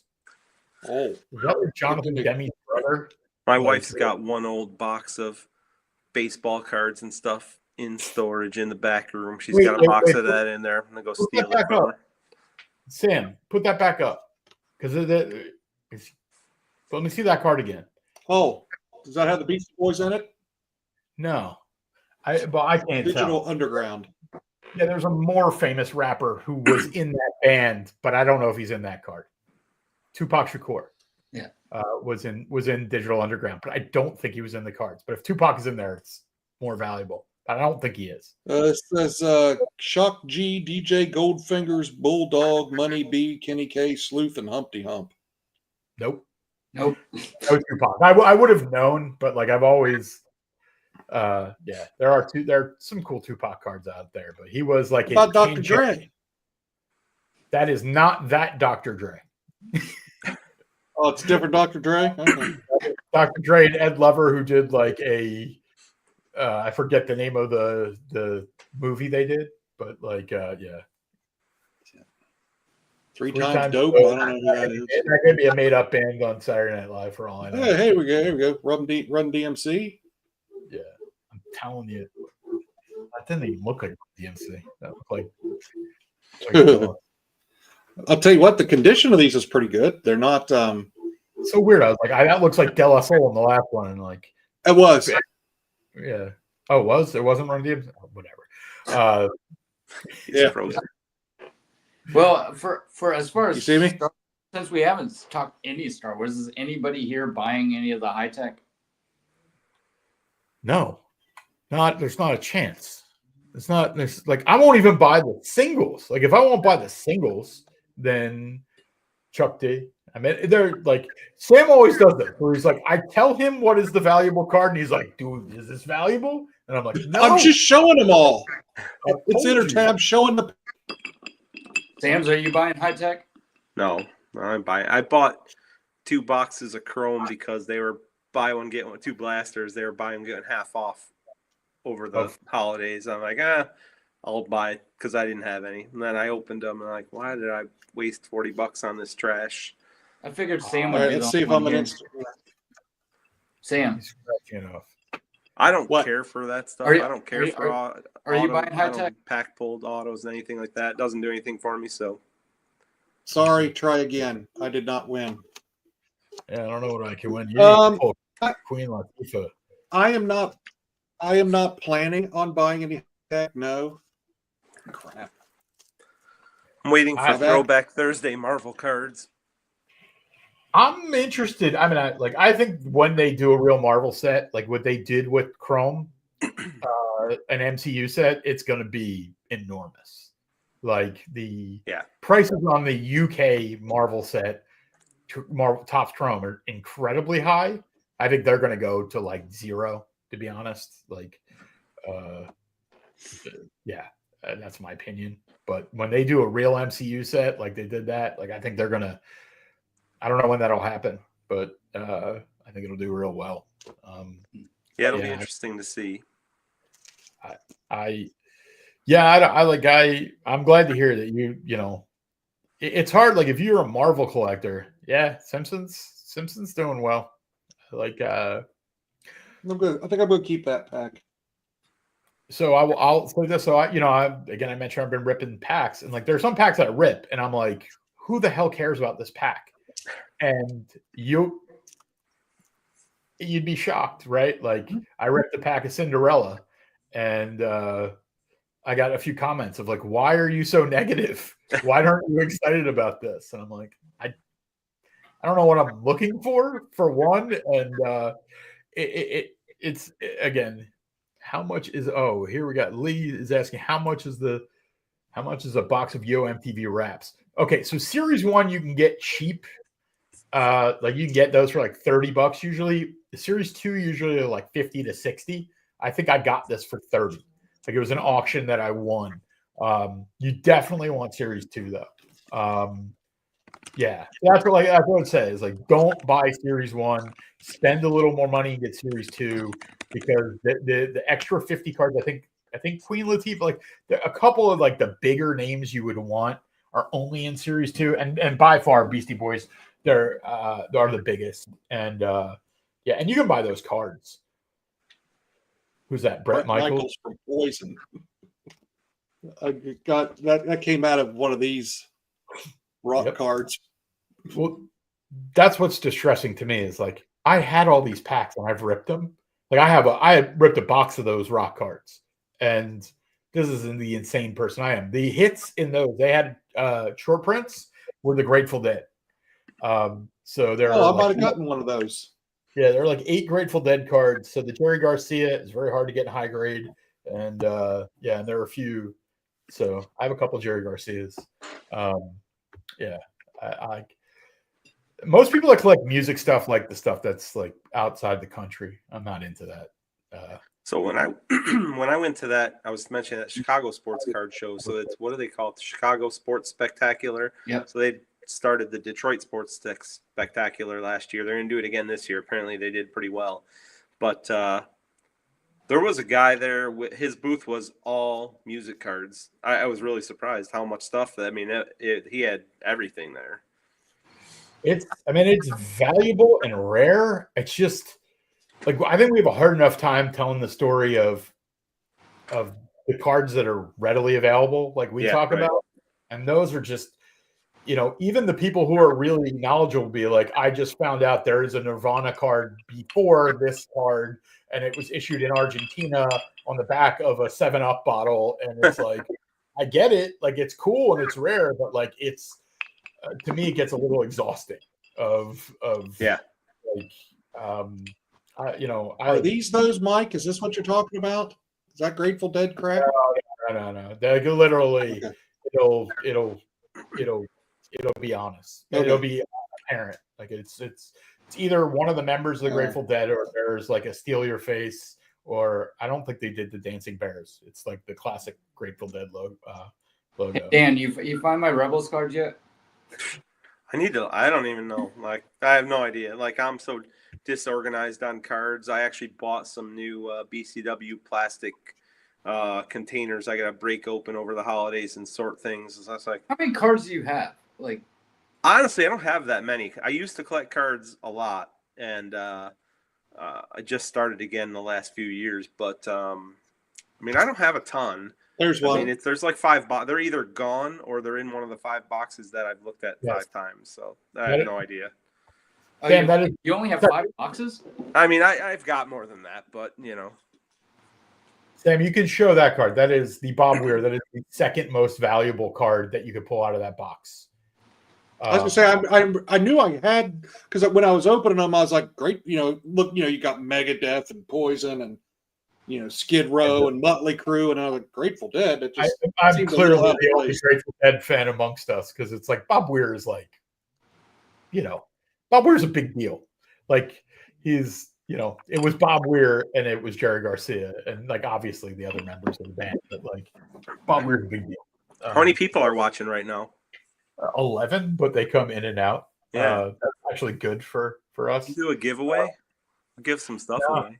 I mean, I would. My issues with giveaways are like they're hard to. It's hard to incentivize, because like you want to be like, hey, give a comment or a subscriber and I'll give something away, and it's like hard. I don't know really. I was actually going to look that up. It's like, what's the best way to do that? Because I have a goal of getting about 80 more subscribers by the end of the year, and I'm willing to give stuff away. I just don't know and then there's the shipping part of it where how do you communicate with people on YouTube? I mean, you can leave a comment, but then like let's say they win, how are you supposed to get a hold of them? I mean, I'll just go to their comment and I'll be like, you won, get back to me. And then, I've had it where I haven't done a giveaway in a long time. But do you get like a notification that someone responded to your comment? Because I don't get those. Maybe you can look at the comments. Yeah, you do. You get a little bell, but I don't look at them, so I don't know if other people do. Like I had that happen before where somebody won and they never got back to me, and I remember seeing them in chat later, like, "Hey, you won like this long time ago," and they're like, whatever. And it's like, Whatnot is more of a giveaway, same thing where it's like there's a Nikki Sixx from Motley Crue was in those packs. Of you people that are listening, anybody want to give away? Put the comments in the chat. We'll see. I'll put together a little care package of some of the Marvel stuff I've shown. If anybody's interested, throw some chat comments up there. Let's see who's here still. Yeah, I will tell you that for the majority of the stuff, people watch the replay. That's usually how it goes. Yeah. Because I don't really announce it. So yeah, Dan's willing to give you a giveaway. I'll give for right now, for people who have sold or people if you've been buying. Are you guys having any shipping issues? Just slower. Not me. Yeah. I sold something to somebody, and this was before it was widespread knowledge about the Canada Postal Service being on strike. I sent something to British Columbia, and I sent it on. It was right before Thanksgiving, and it came back. It came back to my house. Thank goodness. It never got to Canada. The U.S. Post Office just returned it and said, "Hey, you can get a refund." And then I spent 35 minutes on the phone trying to get $8 back, and I decided it wasn't worth it. So I contacted the guy and he's like, hey, I'll let you know when the strike's over and I'll send. He's going to pay for the shipping again. So, but that's the only. I have to cut off. Wait here, Lee wants a. Do some Star Wars talk. Oh, I'm here for Star Wars. Okay, but happy to. I don't have any Star Wars packs. Do I think Rada the Hutt and Grogu will battle in the Mando film? I hope so. I'm what's the guy's name? Jeremy Allen White. Yeah. Is that the guy's name? Yeah. I hope so. Yeah. I think like the underbelly of Tatooine is very interesting. I don't think they did a great job with Boba. Like I think Boba is such a dominant figure that it's hard to like. Again, a little bit of why Andor works is. Oh, there. Dan was asking how many people are watching. Somehow I screwed up chat though. Uh-oh. Now I can't see chat anymore.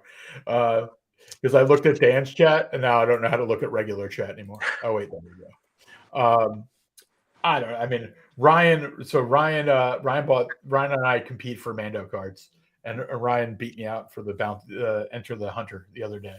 But it happens. Dan, do you have any? Do you own any Star Wars? Like, do you collect any of the Star Wars, like the modern stuff, like the Mando, or you just kind of? We're gonna do. I picked up some Mandalorian stuff this week actually, so we're gonna do some more because my son's watched that probably like 5 times this year, and he's like, "You want to start watching it again?" Like, no, man. Like, wait. We started a Star Wars marathon. We're gonna watch all the movies that he hasn't watched over the holidays. I said, wait, and then we'll watch it again. So we're gonna do some Mando stuff. I picked up a couple sets of the base characters just because I didn't have them. Well, you said you got a couple blasters, right? Like, yeah, I got some blasters. We haven't opened them yet. So it's one of each season. they're hard to find. I mean, did you get a good price? Yeah, I mean, I think I paid like $60 for both. Do you need any base characters? I got a stack. I just bought like 3 sets of them, so probably good there. So we'll see. I am so in love with the Mando project. So I think I've definitely told Sean this. I may have told you. I know I told Ryan this. So I watched the other night watched a reaction video to people watching the end of season 2 of Mandalorian. And I'm like, I watched it and I was like almost in tears. Everybody else was in tears. And I'm like, this is peak Star Wars. It is my opinion that moment is the best Star Wars we've had since Empire Strikes Back. And for popcorn, like, pure popcorn moment of like, it's just, and for me as like a collector, speculator, prospector, watching people feel that way made me feel like that nostalgia is going to come home to roost at some point. Like, I don't know. I could be wrong. I think it's just a matter of whether or not people care about cards in 5 years, right? I think it's like people love that show. It's the best thing that Disney's done since they've bought, right? So I just don't think it translates to cards, just because, like, number one, like, there's fewer and farther between people who even like want to watch Star Wars. I mean, look how many people are watching Skeleton Crew right now. I think Skeleton Crew is tough, not because like it's outside. Like, I think Mando was it was really well done, and I think Skeleton Crew is a swing at trying to create new like pieces of the universe. And like for me, I think I have to wait till the whole story is done for me to kind of judge it, and especially as it's not aimed at me.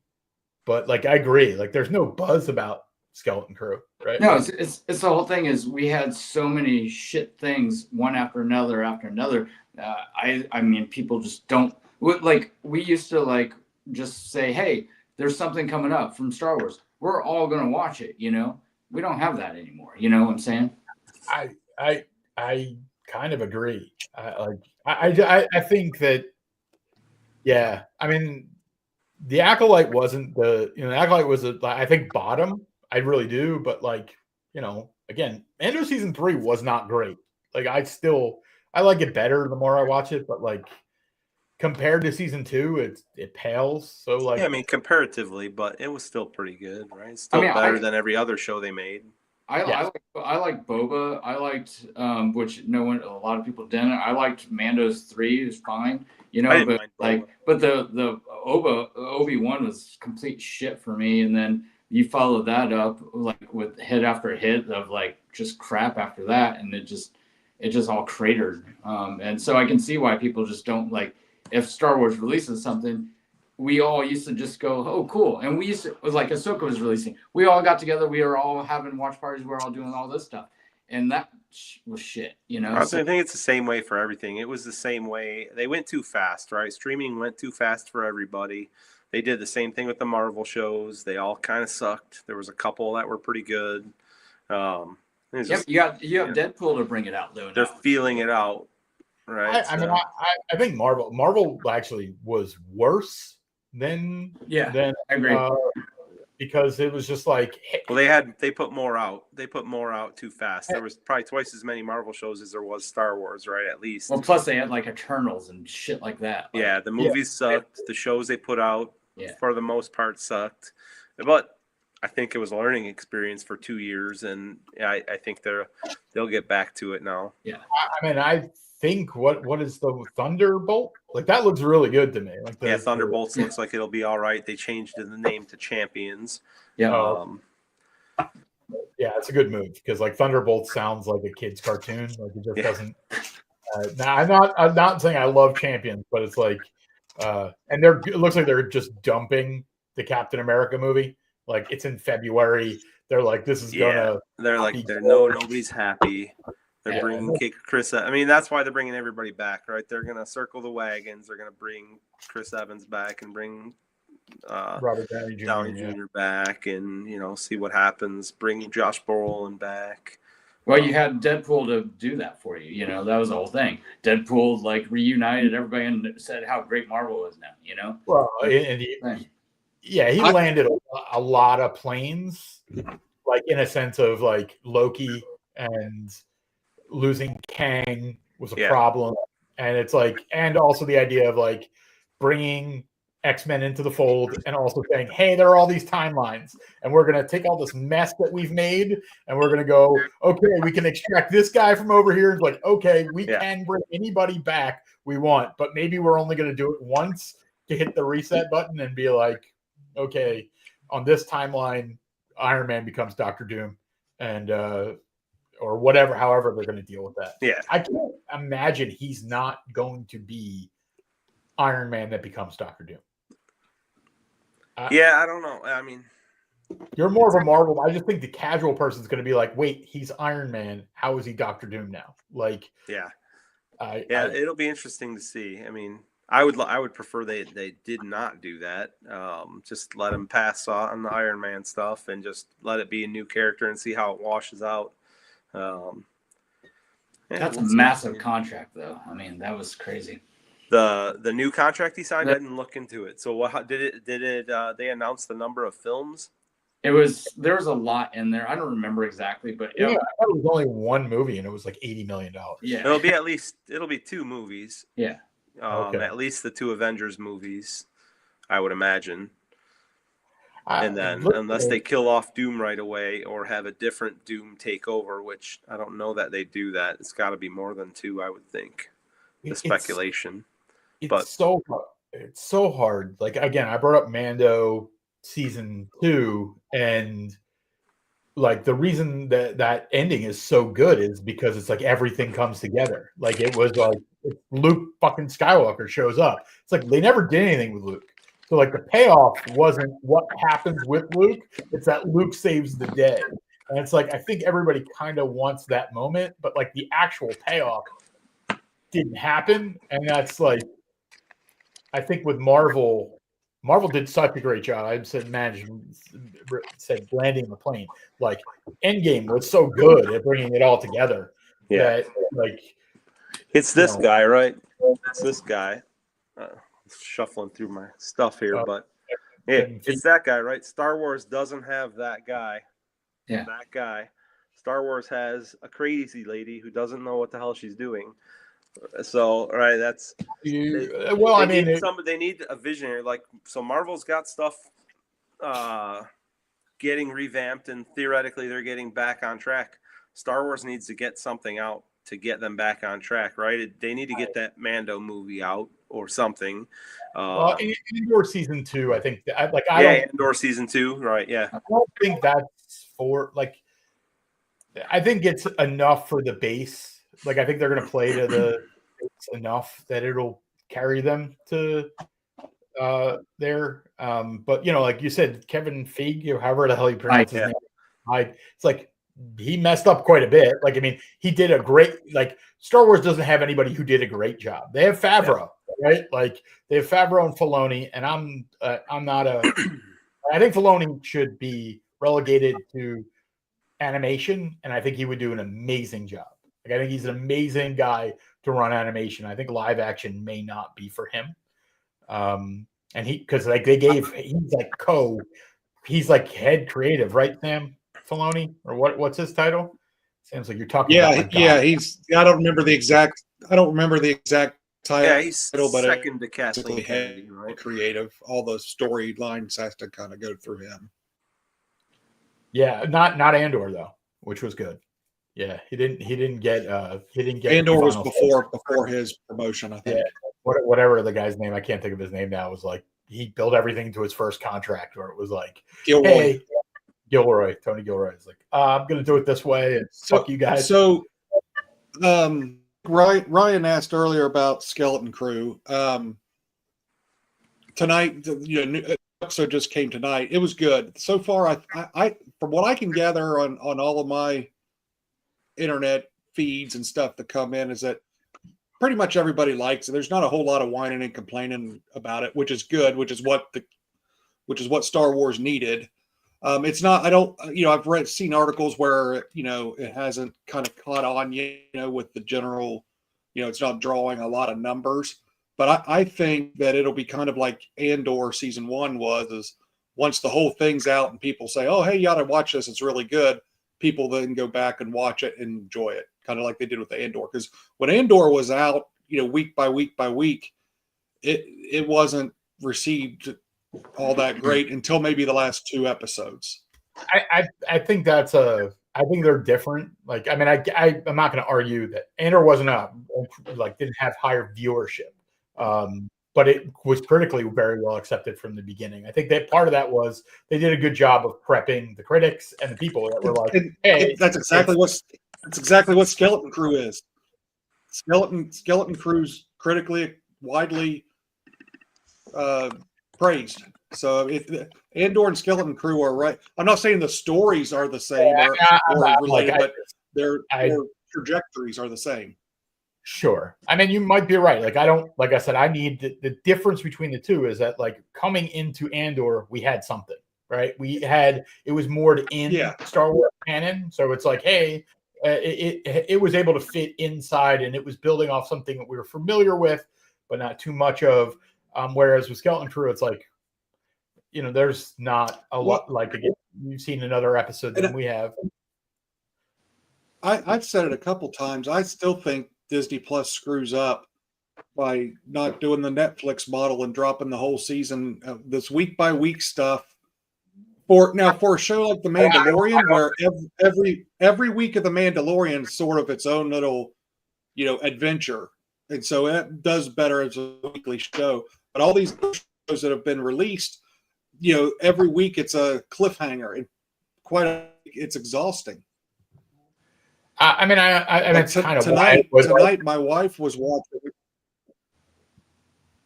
I think I think it's a complicated thing. Like Netflix. Like, Netflix is the only one who drops really kind of the whole seasons usually, and it's because they don't really own these huge IPs where they have all this money invested in it, and they have to get the Amazon doesn't do it, Apple doesn't do it. Disney doesn't do it. Hulu actually did it with The Bear, which was surprising. And Netflix is the most successful streaming service. Yes, why wouldn't you copy them? They're wildly different models. They're wildly different models. Like, again, we're getting into they're wildly different models, right, and they shouldn't be. Well, I'd rather them not drop the whole thing, personally. Like HBO doesn't do that. Like there are successful versions of that. That's not, when you put a lot of money into the individual productions, you need to stretch out the value. And Netflix's model is lots of content. But I think what happens is people would binge the whole show in 2 days, and then the buzz would start to build, and then more people would say, "Oh, I need to watch that. Oh, I need to watch that." When you drip them out one episode at a time, you lose all momentum of the buzz. I think it's the exact opposite. I think if it's good, momentum builds, right? Like, I think that's like, I mean, some of it has to do with the story, right? Like, if they're building a compelling story, you can get excited week to week. Like, I don't know, like the usual strategy that I've seen is like you release multiple episodes and then do it week by week, or even do 2 at a time. But the Netflix is the only one that releases everything, and I don't think that they get a whole lot of like, what's a big Netflix show, right? Like Stranger Things is it. Like, I don't mean like, but like when I'm talking about like pop culture. Well, they had like Ozark. There's been a bunch of top notch. I'm not saying they aren't good shows. I'm not saying they aren't good. Their House of Cards is, but like it's not meant to be like iconic, right? Like that's not what they make. Like they're not trying to sell toys, right? They're not trying to sell toys. They're not trying to sell T-shirts. They're just doing content. And like I understand why you'd want that, but like Disney owns theme parks. They own, a lot of different things. It's just not.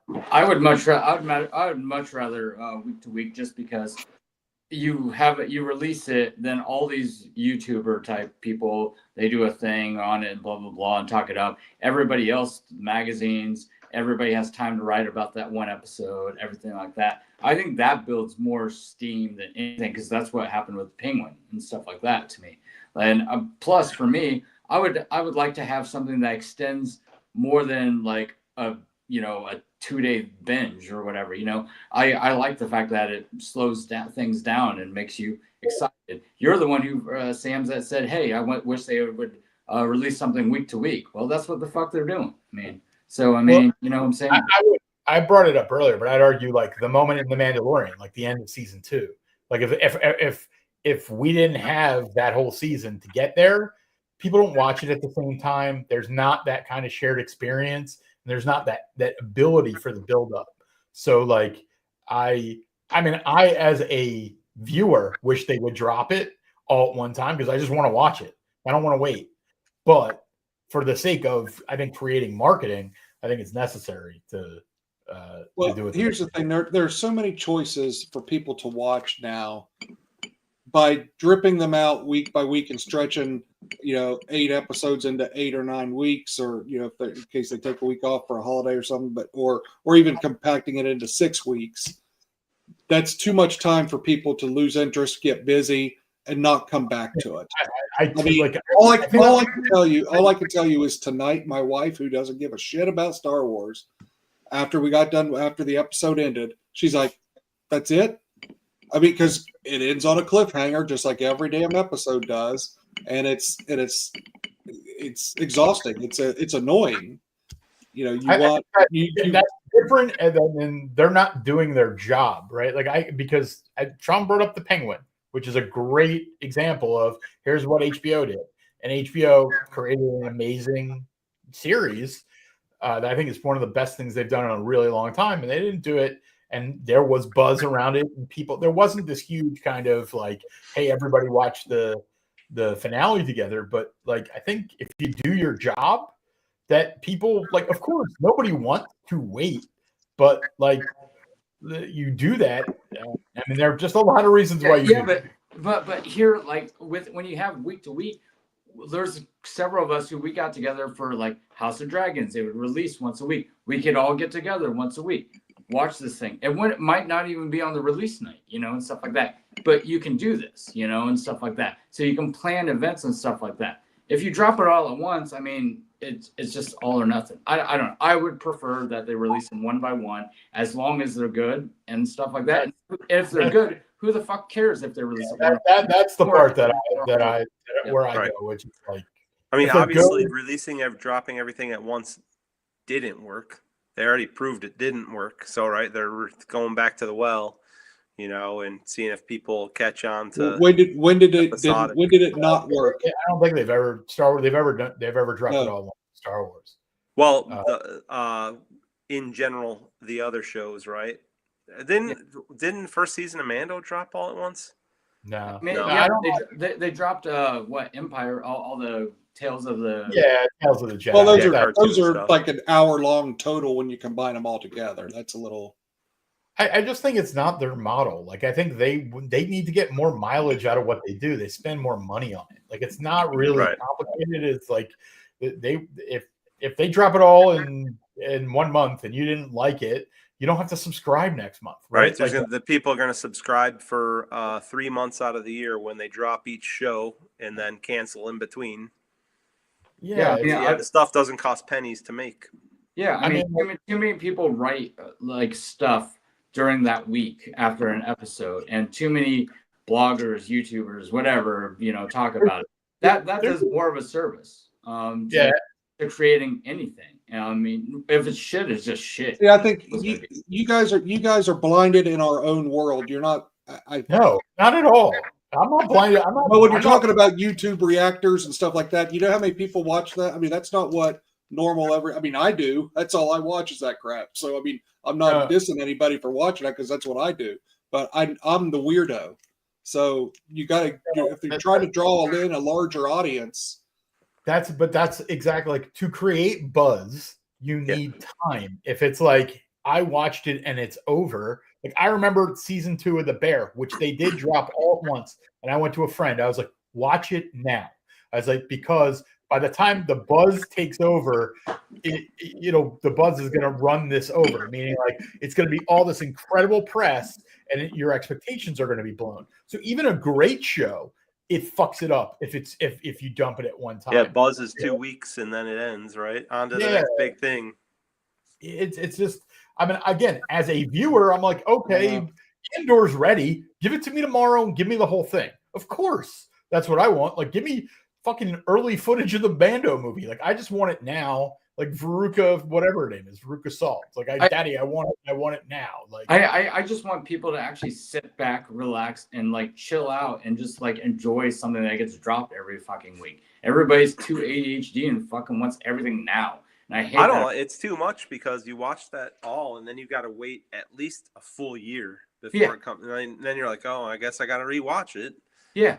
That's the whole thing. I mean, mean, it's more like 2.5 years on most stuff now. Yeah, on the Star Wars side. Yeah, so you just want to binge it for 1 day or 2 days, and then you're like, oh, okay, I'll wait another year for the next thing. So I have people that are actually not like, they refuse to watch a new thing until they know what the end date is, right? And like, I'm not watching anything else until it's done, and then I'll just watch the whole thing. Sure. Because I'm not waiting 2 years for the next episode to come out. But at least you have an option of either one you want to do. And if you release it all at once, you can't do that. You can't go, hey guys, let's get together every Sunday or every Tuesday or whatever, and get together and watch this thing, and it's cool and fun hangout and stuff. I think we just got really, really spoiled. I think there's nothing more there was a time that there's a lot of things. Like, they can't spend as much money as they used to on this stuff. So there's not going to be as much content. They have to stretch it out. Like, there's not like Andor theoretically should have been ready. It was supposed to come out early this year, but they didn't have anything in the pipeline really. So they kind of pushed everything back. But I don't know. Let's go back to cards first. Well, it's easy. Like, how many Game of Thrones like parties did you guys go to when it was releasing? I mean, it's simple as that. I mean, there's tons of them. Like, that was a big thing to do. It was huge. Again, we're everybody, like, we want, of course, we want it now. right? Like I want it week by week. I want them to create a Mando Grogu movie tomorrow, and then next week make another season of Andor. The weekend after, like I want to be entertained every moment of every day forever. Like being entertained is what we want. Like, but I wrote this book, and it was like you can't appreciate the sun without the rain, and there's a bit of that, which is. Well, that's beautiful, Mike. That's beautiful. It's me right here. Again, it was a book about dogs. But no, again, I listen. Everybody's entitled to their opinion. You're not wrong, Sam. It's just like I think the business reasons are different than the personal. Maybe I'm wrong, but I mean, other than your Gen Zers that only have 50 cents a month in disposable income because they don't work, might turn the subscription on and off every month.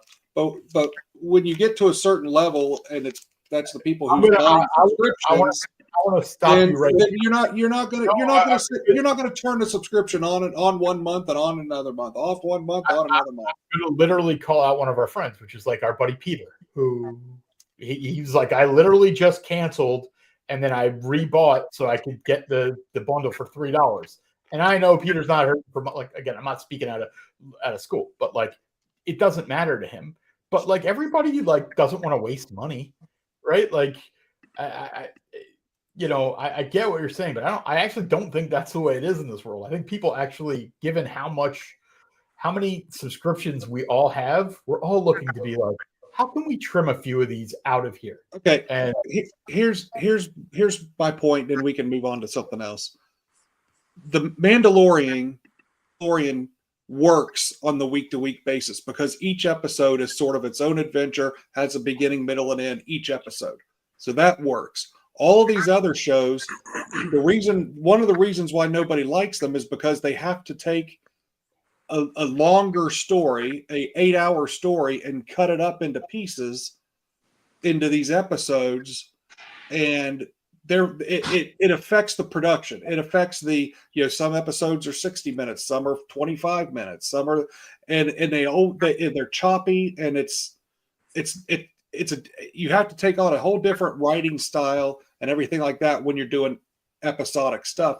And the problem is these shows aren't episodes other than The Mandalorian. They're episodes. All the other ones is trying to tell one long story. The Mandalorian really isn't telling one long story. You look at season 1, especially, and even season 2. Well, season 3, they're all the Mandalorian is compact episodes. Book of Boba Fett. People like the Book of Boba Fett when you rewatch it because you can watch all 8 episodes and the story's not bad. But because they were telling a bigger story in the Book of Boba Fett, they weren't telling small stories. I understand what you're saying, and I don't entirely disagree, but I do think some of it comes down to this is the format you have, and this is how you have to write it, right? That's kind of how it is. Like, I don't think it works for Disney to have a drop of a Star Wars thing in one thing. It's just not worth the money, and therefore you have to write it in such a way. And I think The Mandalorian does do both things. It's both serialized and episodic, which is it does push along a story of, hey, who is Baby Yoda? What is a Mandalorian? You're learning things each week as these adventures are happening, and you're pushing the story along. So I think, I always think great writing trumps anything else, and that's that. I mean, that's my opinion, which is that, if they were, I don't know. I get your point. So to answer Ryan's question, the Skeleton Crew is really good. Everyone seems to like it. The critics like it. I don't see a lot of complaining on the internet about it sucks. I agree. I 3 episodes out. It's a lot of fun. It's fun. I like the first 2 episodes. It was fine. Yeah. And tonight's was good too. That's so.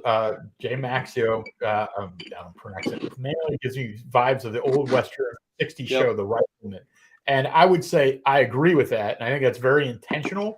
And I think one of the things I hated about the Skeleton Crew, is the very beginning. The very, very, very beginning. They're like, pirates. This show's about pirates. That was a frame by frame opening, just like A New Hope. It was the A New Hope opening, just with pirates. I'm not talking about anything other than the text. They were like, hey, you know how Mandalorian was kind of a Western? This one's pirates. I'm like, come on, be a little subtle. Like, be subtle. I'm smart enough to figure it out, but I feel like they hit you over the head with, you remember the Western? Now this one's pirates because pirate movies are. Who knows? I want here. Wait, let me put something in the chat. Bring this up. It's unrelated, but you mentioned the Rifleman. I bet this comic has been on my list for like ages. It's just funny. The only thing when I think about the Rifleman is I think about Stand By Me. They talk about the Rifleman in that movie somehow. I mentioned that, but I think a lot of the things we're discussing is like getting back to cards. It's like, why are the Mandalorian so good, right? It's why it's so important to me. Like why I think it's will be important going forward, whether cards are or not, is that they did an amazing job on those first 2 seasons. Like could have been time and the place. Oh, you put it in the private chat, all right? Oh yeah. Let's see here. Yeah, man, that first season drew the kids in. I'm having a hard time remembering whether that was pre or post pandemic. Wasn't Mando season 1 right at the beginning? It was December of 2019. The first episode released like a week before Rise of Skywalker. I mean, Rise of Skywalker and The Mandalorian were released simultaneously. Yeah, it sounds about right. This comic is unrelated to our chat, but it's a funny classic cover. It took me a minute to get it. Like if they didn't even say innuendo, I wouldn't have gotten it. Like I was like, what? And like now I get it. Again, as someone who is like if you know, you know. Yes, I'm not the like it falls in the C3PO category. Yeah, exactly. The goldenrod, but I don't know. I have some interesting thoughts on cards. Have you guys seen the thing that where PSA has put pop reports into eBay? Have you seen that yet? Yeah, that's interesting. I haven't actually looked at one. I'm going to find a listing now to look at that. It's only on certain sellers. Huh. I think 4 Sharp Corners has it, but I don't think like Probstein or a few others. Maybe the PSA. You would assume the PSA Vault has it, right? Like, I mean, I like it. It's they should. I mean, yeah, I think. There's a lot of exciting new things coming with it. But I'm sort of my approach. I just pulled up the PSA Vault. Funnily enough, they do not have it, at least on the couple that I'm looking at right now. Huh. I'm sort of taking the attitude of I'm going to let them sort it all out. I'm not going to bang my head against the wall trying to figure it all out. I'm going to wait a year and a half till they get it all the details worked out, and then I'll start to pay attention. But everything that I've heard about, that Mike's talked about, and other people have talked about, pretty exciting actually. I mean. So that's real interesting. That's that's like a market separator, right? So like, I'm not a CGC shill. I have a method that I'm going with where I grade most of my cards there. But that's a game changer right there with the putting, you're basically PSAs in with the reseller now. So it's going to be harder to make up ground on that. So, the other companies are going to have to come up with something innovative to, Yeah, I can't find. I only found it on the app. I don't see because like I'm in a 4 Sharp Corners here and I don't see it. Like again, it was weird. It was weird because like on the iPad app, it was like almost like it was like a bubble, and it was like it kept going. It was like PSA info, and I was like, why is this thing here? And then I eventually clicked on it. And it was like, here's the pop report. And I don't know. Like I think that's a good idea because like I've done ads where it'll be a pop one, and then you look it up and it changes. Like I think it certainly helps when you have cards that are low pop, right, where the person can just look and see that they're there. I mean, I bust your balls about CGC. I think CGC is the only viable alternative. Yeah, 100%. And the most likely like way for people to pivot in like, and if they were going to go anywhere for CGC, it's non-sports cards. It's not sports, right? Yeah. Like I wouldn't. Yeah, it's definitely not sports. PSA is sports 100% of the time, right? Yeah, it's the not sports stuff. Sports, it's SGC and PSA, and definitely. Honestly, I have no idea why people grade with SGC anymore. I think that's dumb, and they should not be wasting their money for anything at SGC. There's a definite reason for sports, so it's. Well, I mean, the vintage stuff. I mean, you're probably like, I think there's an argument for that. There's some of me that's like, I almost think most grading is dumb right now. Like I do. Like I think because I almost sent some stuff to SGC because I was like, hey, I just want this in a slab, and I don't want to wait 2 fucking months, and I don't want to it was just more of like, I just want to send it somewhere, get it an opinion, get it in a slab, and my experiences with SGC from a customer service and turnaround have been amazing. And if I just wanted that, I would do that. Like, I mean, you guys, like, if grading is still a thing in 10 years, do you think PSA and SGC both are around? Yeah. You think so? I don't think so. I think there's zero chance of that. I just think that my opinion on grading is like everybody should watch the interview that Neo did with Matt Turner, because it's really like I mentioned it's the things he doesn't say. It's like, who was it? Who was the interview? It was with the Neo. The Neo guy. Yeah, I haven't watched that yet. With the head of PSA, and it's like he basically says you have to reholder your old cards, and it's like, okay, well, like that's my biggest argument about who's going to be around in the future is I think we're all going to need to regrade our cards. Like the idea that you could run like a blood test from 1993 is as good as a blood test from 2024 is not reasonable. And like that's the part that nobody wants to say out loud. And like in the industry, and that's the biggest problem for me. So like who's going to be around? I don't know. But the idea that it's not going to be like AI and the idea that you're not going to have to regrade old cards, I think is silly. I thought about sending some stuff to SGC too, stuff, for my PC or, things like that. And at the end of the day, I just thought, even though I don't have plans to sell it, at some point, somebody's going to have to sell it. And why not, pay the $5 extra and go to PSA. I just think it's a safer bet. It's just I've graded stuff with SGC before, and it was a good experience and fine, but I just can't see. If I can tell you, for me, if I had the same experience at CGC that I had at SGC, I'd grade a lot of cards at CGC. I just don't like the holder though. You don't like the holder? Yeah, I don't like any of the holder. Okay, so the look. Oh shit! The look. What are you doing? Yeah, no shit. Breaking shit. The look is fine. The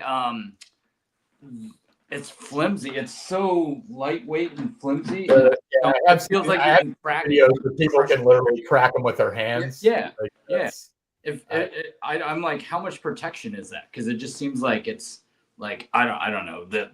Like I feel it, and I'm just like, God damn, that feels like cheap. I think that this comment about SGC looks good but feel cheap, I agree with. Like SGC slabs nick and crack and chip easier than anything. Not CGC are better than SGC. I have tons of them that have like little cracks. And really? All I don't like the black on SGC. That's what killed it for me. I think that's like almost like a color match thing where the right card looks good in SGC. Like I know Stan, who was watching, he gifted me an old James Bond that's in black and white, and it looks awesome in an SGC. Oh, Stan, that's right. Stan was here. I got some more show and tell.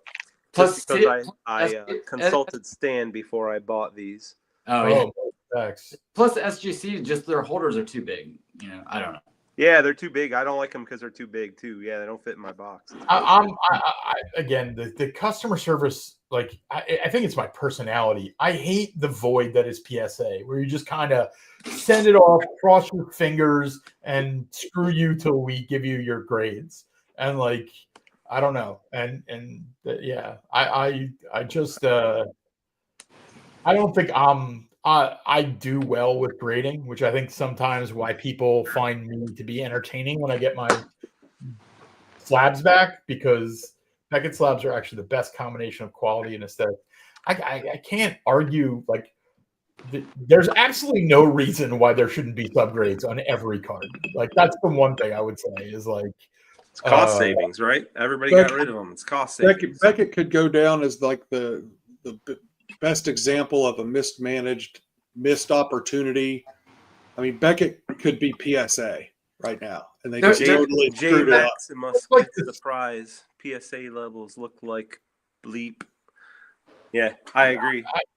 I mean, I will tell you that like what Beckett's done. It's like the history of every business, though. It's like Blockbuster and Netflix. Like it's like every business kind of like has that shit. Yahoo and Google. Like it just like it works this way. And like I think that's more of like, as much as Beckett is a cautionary tale, it's also the tale of the future, where Dan was saying in 10 years will there be a PSA and SGC. It's like, well, yeah, maybe. I mean, we're one bad scandal away from everybody, going berserk and deciding, they got to use some other company. Maybe Tag will be it, or something like that. I mean, you put me in charge of Tag. The thing I would do is I would literally go buy 100 PSA of one card and run through your machine and just show how they're not accurate, right? Or they're not consistent, right? Like and then run those cards right back through your machine and show that you got the same grade twice in a row. Like that's, I don't have any experience with Tag. Are they really terrible? No, they're actually AI, isn't it? AI. So yeah. But the problem with it is that they came out with 1,000-point fucking grading scale. Yeah. And you can choose your grading scale too. So like you could say, oh, I want this in 1,000-point or 100-point. So it's a little too complex, and their case is cool. My only experience with Tag was at the National. I wanted to drop off 4 or 5 cards at each grading place, and it just kind of see what it was all about.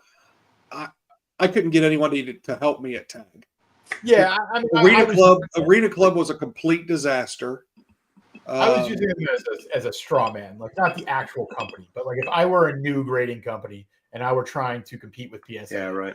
How I would go after them is that I would just show that, like, hey, their opinions are subjective, are too subjective, and like that's something I've been hammering home for a while. Is essentially we overpay for the tiniest bit of difference in opinion that could change, and I don't think that's the biggest part that I think will, if cards stay around, that like you're talking about 1,000-point grading scale. Like, I don't know. There's part of humans that would be like, yeah, I want the most accurate thing in the world. And then the other part of humans were like, I just want 10s, right? Like, or direct, I actually, my mindset has been like, if I get the 10s that I have, I kind of want to sell them. I kind of want to sell the 10s and just rebuy 9s. And just because I just don't care. I really don't. The thing I like about grading, and the thing why I'm grading right now, is authenticity for a lot of it, especially with Game of Thrones shit right now. But the rest of it is like, hey, there's definitive, whatever, so it's just one of those things that's the only reason why I'm grading. Unless if I'm putting together something, I'm like, hey, I want them all in 9s, or I want them all in 10s or whatever. But I've started rethinking, like, why don't I just sell my 10s and just keep my 9s and just be happy with that and just move on? I mean, I just don't, because I'm starting to just not care about 10s as much. I think the card is some of it. Like, my brain has that conflict of like, I got a Wolverine PSA 10 2000 X-Men. And I'm like, I should just sell that because I think the 9 looks just as good. And I'm like, yeah, but I like the 10. I have the 10. only two of them. I don't want to sell it. Like, you can have both feelings. Like I like logic and emotion don't always occupy the same space. But I think with modern cards, which is like I really truly believe this, modern non-sports cards, anything in the last few years, like the grade matters so little. Like it's about the rarity. It's like the serial number, like It's only serial number. yeah, and it's like yes, people would prefer a PSA 10, but the card value is the most important thing. That number on those, I think, and those are the cards that me personally I want to own. It's hard to get the card. The grade is secondary because anything that's the other way around, there are just too many of them. So I think it's sad actually because I got the blasters of Chrome that I opened, but like I don't know, these cards are cool. Like people like Finn, I guess somebody does, but like that's a cool card. But like this stuff, I don't even know what's in this stack, but this stuff is all gonna go in the trash. Yeah. Nobody cares about it, right? I mean, I'm gonna give it to my son. I'm gonna throw some in his backpack every day for school. But these are cool cards, but nobody cares about it. It's just trash. Part of that is like what fanatics they changed with going to pure collector sets. Like there's no like you bought your son, he's opening Mando Blaster. Yeah. Those are from those shows. Whereas like that Chrome, they're gonna make high tech. It's gonna be the same images or same picture. Or it doesn't even matter. It's like there's just not a lot to that. And even when you get down into the low level stuff, like Sam, it's got to be exhausting for you as an Ahsoka collector. You probably like did you go after the 2024 Chrome like all the Ahsokas, or like because I know you got young Ahsoka, but like I wonder like I collect Cassian, but I mean the Galaxy ones. The Galaxy ones. No, I mean like Chrome. Like, did you like 2024 Chrome? Do you have like all the like a lot of Pan Arabesh, Ahsoka? Like No, kind of. That's a good question. The way I'm approaching the modern stuff is, if they fall in my lap, I'll take them. I want to base. This is where I'm a little different. I want a base card of all of her cards, but as far as the serial numbered or autos and that kind of stuff, I have a few. I have a few Arabish numbered, and I have a few base numbered. I couldn't tell you what they are, or whether they're orange or red or purple or whatever. But I don't collect them all. If I ever got a one of one, I probably would try to do a rainbow of something. But I was gonna say, didn't you rainbow last year or the year before, or what? Which one? What I was trying to rainbow was the flagship one. Oh, okay. And I have it. I have all but the one of one. So, and I don't even know if it's been pulled or not. Have you tried to rainbow any other ones? I knew going into it that the young Ahsoka, I knew the one of one was bought up pretty early after the release, and so I wasn't going to ever get that. But I thought, well, I'll go all the way. I've got all the way to 10 of the young Ahsoka, but I'm actually my of 10 came back Jim Mint. So I'm like, okay, I think I just want to keep this one, and I'm going to sell all the other ones. But is it so like they had like 2 out of 50s, right, or something, like 2 different versions out of 50s? One was a wave, one was a regular, and stuff like that. Not in Chrome. Okay.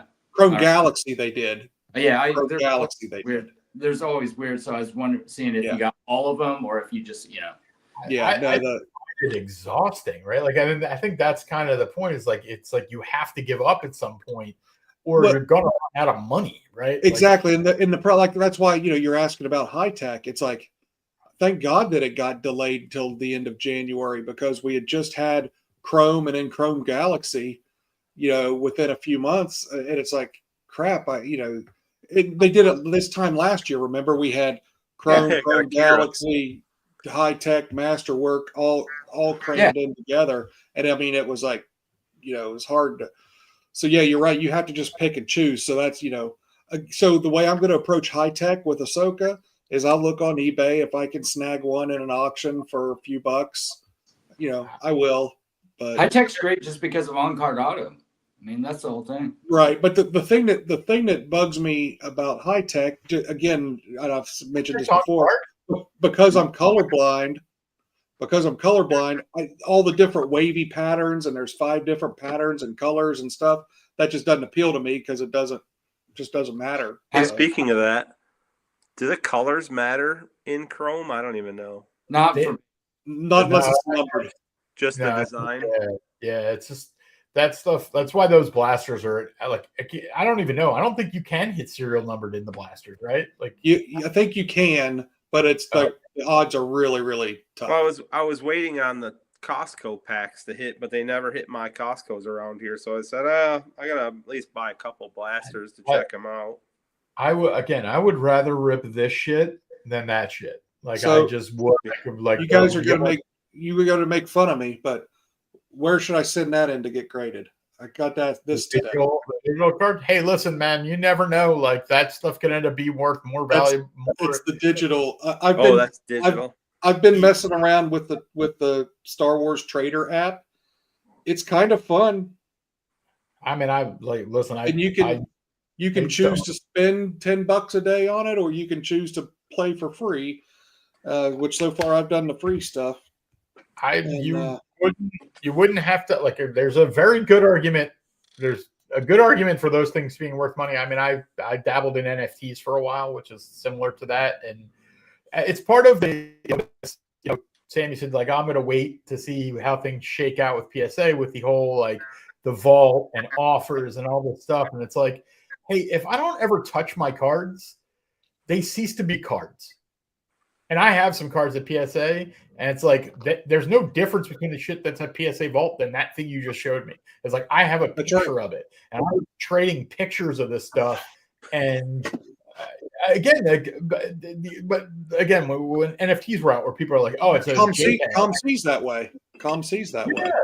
It's like, and so people are like, "Oh, well, it's just a picture. I could right click save." I'm like, "Yeah, it's a card. I could make a photocopy of it."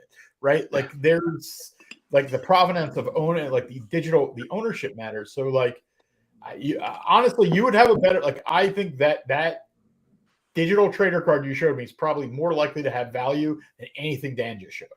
Right, like I don't know about the autos, the digital autos though. I don't know. It's ultra rare or super rare. Let me see. It's about rarity, right? Yeah, that's the whole thing. It's not all about rarity. I mean, anymore it could get to a point where like nobody wants a physical copy of the stuff. Like that's what happened with like disc and stuff like that. It could easily go to that. But look, do these have any value? I've got Skeleton Crew cards.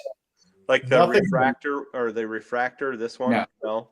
I mean, they're worth those aren't.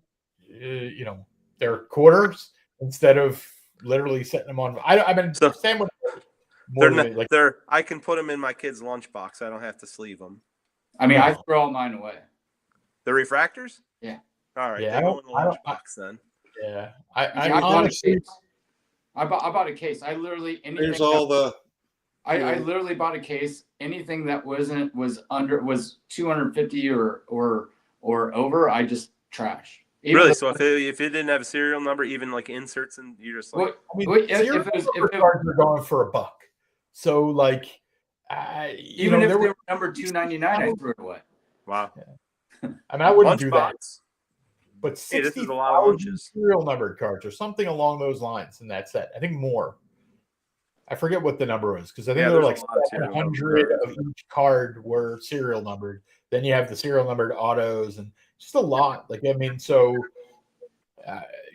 I don't know. Like I sound overtly negative on that stuff, but like, but try to what irritates me is like, okay, so that, I got that card today from Skeleton Crew. Why not make that a Tops Now card? I mean, I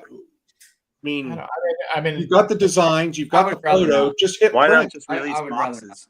I hate the Tops Now shit because they're going too far in sports with it, and I think they're going to go too far in everything with it. And the Tops, there's a lot. It's easier for them to. I agree with you. Right? I agree with the sports assessment. I agree with the sports assessment 100%, Sean. But in non-sports, there's no cards. You just said there's too many releases in a row. Of the same stuff. It doesn't matter. But you go 6 months with nothing. It doesn't matter. You can't have too much or you have too little. Like it's I'm not Yes, gonna you can. tell It's you- all about spreading it out over time. yeah, according to you, it's just not right. Things are like, first of all, they're trying to make the most money. That's the number one thing they're Yeah. trying to do, right? Like that's the like, let's not mince words. And like part of the reason that we get the releases they are is that the money makers are occupying the presses other parts of the year. That's the reasoning. It's like they're printing how they really make money, and then when they're dormant, they print Star Wars cards. And what they my guess is that the cost of keeping them in warehouses and spreading out the distribution of them doesn't work either, because they want that shelf space in those other months for baseball cards or football cards or something else. It's just a product. Like we look at it because we cherish it, but they look at it as widgets. Yeah. And I think you're right about that. I feel like it's short-sighted because sports cards are. I mean, I don't collect them, but I keep up with them. They've been part of my life my whole life. But I feel like that hobby's kind of teetering. I mean, it's never going to be gone or anything. But I mean, the money is getting a little tougher. Has anybody ever been in a Wawa? You've been in a Wawa. You guys ever been in a Wawa? Oh, in the gas station? Yeah. Well, a Wawa, it's like a 7-Eleven. Like, so Wawa was founded very close to where I live, within an hour, and they're a privately held company. And they've grown exactly how they want to. And that's part of how they've been a good business, because they do have a 10-year vision. Publicly traded companies are slaves to the next quarter. Yes. And that's what we're getting. It's like when you're saying it's short-sighted, that's what these companies do. That's how you get CEOs shot in the middle of New York City. Yeah. I mean, it's really great. And people cheering it, right? Like that's scary. the other side. So like, but I think that's like, but again, the way we want it versus the way it is, that's what I get on here and clamor about, is that like, hey, let's deal with what is going to be versus what we want it to be. Yeah. And that's probably one of the core differences when you and I disagree, Sam, is that like I'm trying to deal with what I think is really going to happen versus what I want to have happen. And and that's like I don't see that. I don't think either one of us are right very often. Sure. I mean, I think I'm right pretty often, but that's just me. That's because you change your mind so much. It's easy to be right about stuff when you. Yeah, you always got a different story. Come on. Dan knows that the true sign of intellect is changing your mind based on new evidence. That's and new evidence comes all the time. You want to be right more than you're wrong.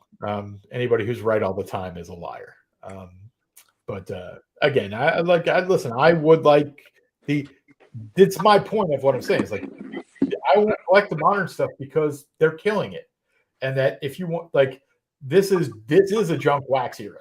This is a junk autograph era. This is a junk slab era. It's a junk everything era, and the ability to ignore all the garbage and just get to the good stuff is the skill that you need to have to want to remain collecting. At least for me, right? Like, well, I think that's the key, is that you have to be a collector at heart, and we all tend to think about it in dollars and cents a little too much, because the truth is, even your Mandalorian stuff, Mike, and I agree. I think you're doing great by getting serial numbered Mandalorian and Grogu cards. That makes sense to me. I get what you're saying, but when that movie comes out, I just the way the hobby is working as I see it now, they're not going to want to go back to 2020 and get the Mando and Grogu cards. They're going to want to go back. They're going to want the new release stuff, which breaks my heart, but I feel like that's the way it's going to go.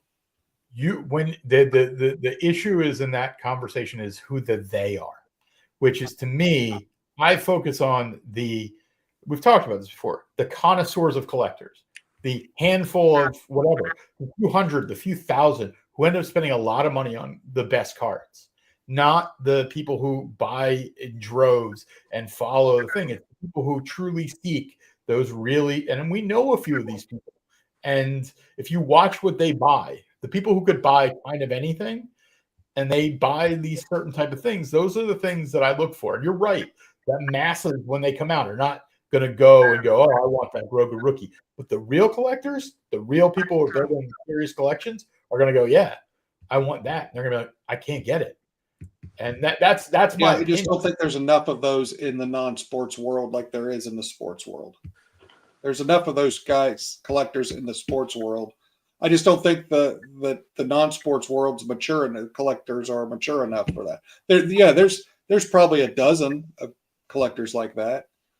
I think there are more than you think, maybe less than I think. That's just usually which is. And I think I don't care. I mean, my biggest thing is I'm buying shit that I like and I want to display, and it's just what it is.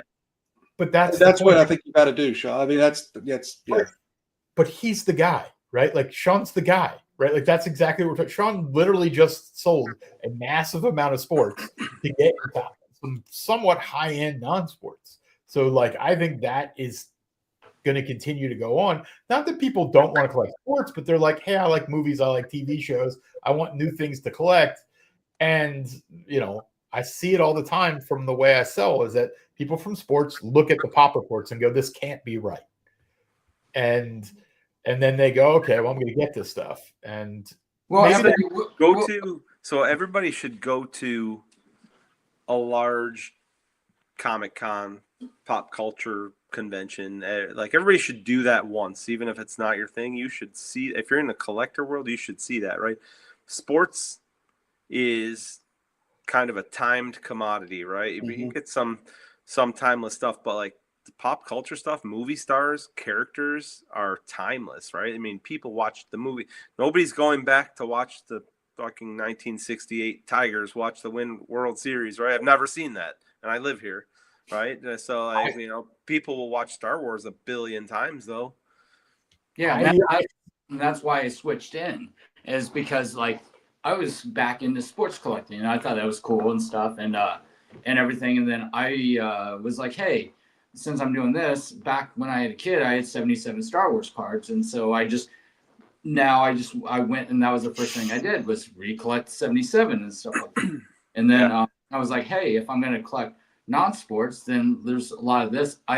But if you're coming from sports, for me, like a lot of people anchor their whole collections on vintage. Well, that's the first thing I did in non-sports too. It's like you anchor your collection, in non-sports, because, and plus for me, it was really cool. I just wanted, hey, it was a 1977 set. I wanted the PSA 7 just because it'd carry that theme. And so I did the whole the 7s set for 77. And I thought that was neat. And that's cool. And that's still one of my prized possessions. I know it's not worth shit, but I don't really care. I mean, I like it. It's actually kind of a fun idea. You could probably get that for pennies on the dollar. Dude, it's not that bad. Yeah, that's what I'm saying. And especially now, and with the ones releasing and stuff, it's super easy to put together. Yeah. It doesn't cost much. I just think it's neat. And so that's why I did it for myself. And then I ran into all you fucking yahoos and then just like found out like, hey, there's other shit out there.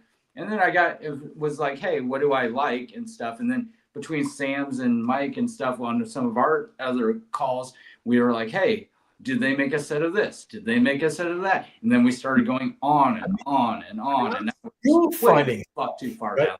Like, I'm literally still finding sets where I'm like, there really is a set like of that, and it's a great exploration. I don't know, like I'm with Sean, and you were saying about the Comic-Cons and stuff, and it's like that's where it went for me. I was like, Allen Iverson, Mike Schmidt, my two favorite athletes. Last time I watched them play a game, I couldn't remember, but I don't know how long it goes between a time where I don't see a episode of Game of Thrones or a Star Wars show or something like that. I'm like, okay, I like cards. I like this stuff. It just, I think fictional characters live forever.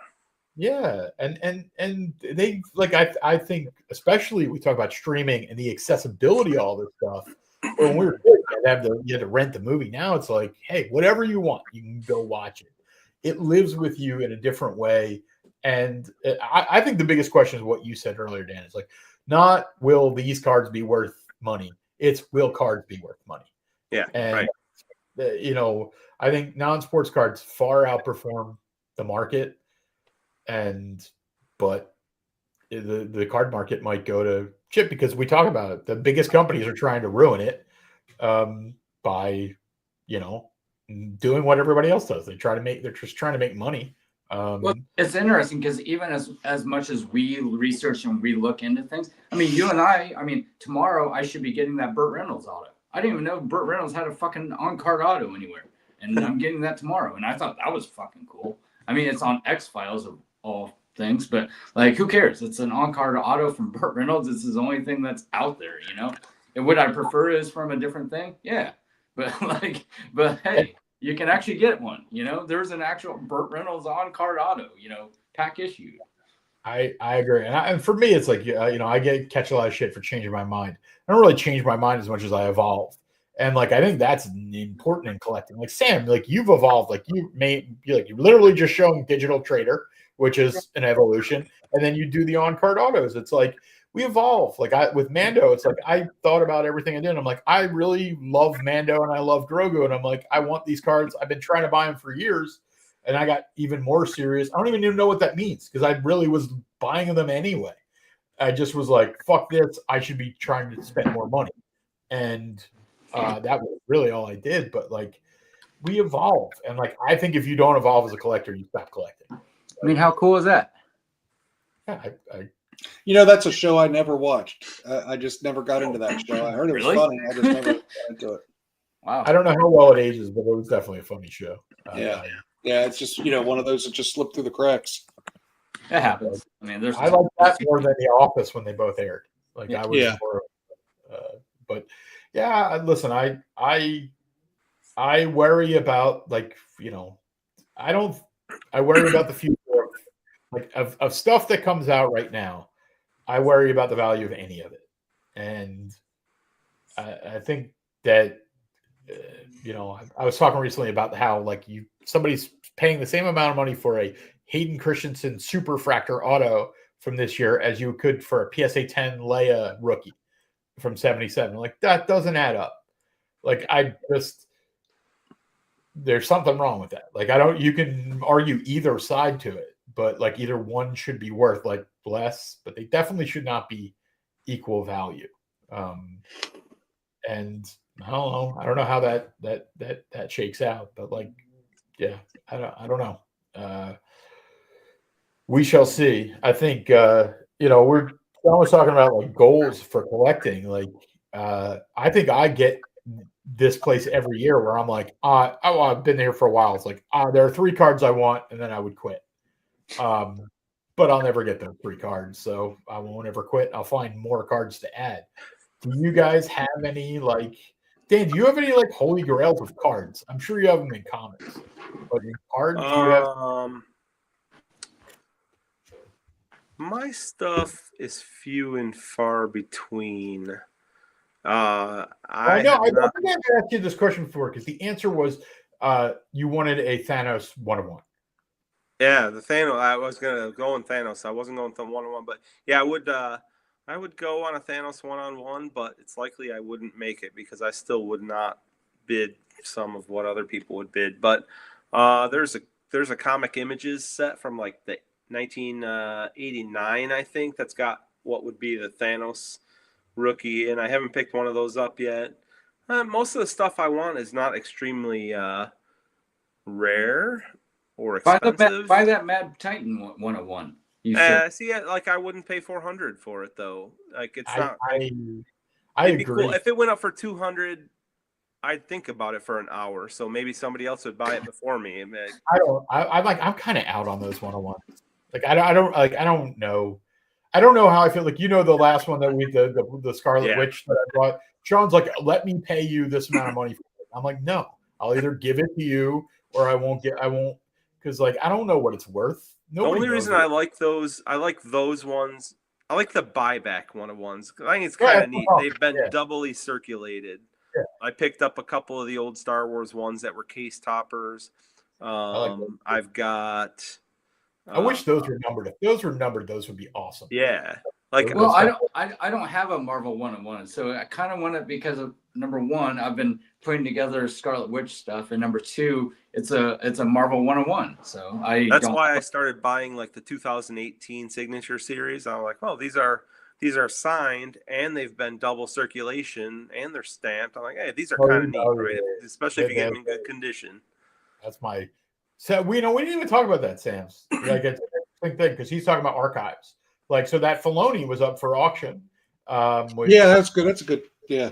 Yeah, I mean, so there was the Dave Filoni Chopper Star Wars Trader up for auction, and I know you tapped out at 1,300. Is that where you? Yeah, I put which I really was kind of sweating because it was the high bid for a while, which I would have been able to pay. That that part's not a problem, but it's just it's kind of like the more I and it was a number to 7. Like you can't afford it. It's like, but should you afford it? Right? Yeah, like, that's where I'm at right now. Is sort of like, should I spend this money? No, probably I shouldn't, because it's so hard to could I pull 4 or 5 cards down off my shelf and probably sell them for to pay for that card? Yeah, probably, but it's harder than it used to be, so it just slows you down a little bit. But yeah, I mean, that's something I definitely want. I want one of those Filoni autograph cards, but at the same time, I really had it in my mind that it was the 20. Are there 2015 Rebels cards that were signed too? I think there were. I think there were the 2015 Rebels card and that Galactic and that other one. The answer is we don't know because we feel like I've seen one, but I've seen a Chopper 2015. Yeah, that's the one I would prefer. And this one that was on Facebook was not the 2015 Chopper card. It was a Chopper card, but it was one of those cards. Was it from 2015? A different set? No. Oh, okay. Wait. Hold on. Somehow I have the answer to this from so random. Give me a second here. Is it a buyback? Yeah, that's the one. The buyback ones. Yeah. Oh yeah, I wouldn't have bought it knowing this exists. Because this post is from 2018. I just went to the Star Wars Collector group and searched Filoni, and somehow this is the first thing that came up. Yeah, no, I've seen that, and that's why I was like, and that's not the card that was. It's 18. It's really from 2018 though. But here's all the thing. You're never going to get really. How many opportunities do we have to find these? Yep. I mean, really. Yeah, these are like, but this is again when we get back to like what I was talking about, like the connoisseur of collectors. Like this is a card where somebody's like, yeah, I have like this is a Grail card. Like there are 5 of them. It's the Chopper rookie auto Filoni. Like Jesus, like yeah, but that would go for way more. I mean, way more. Yeah, 100%. Like I don't. This is like my argument that we were having earlier, where I'm like, hey, yes.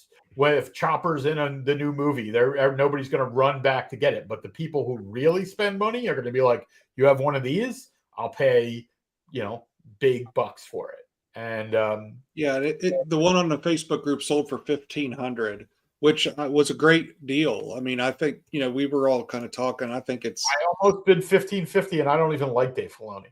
So I told Mike if I was in Facebook group, I did $1,500 easy.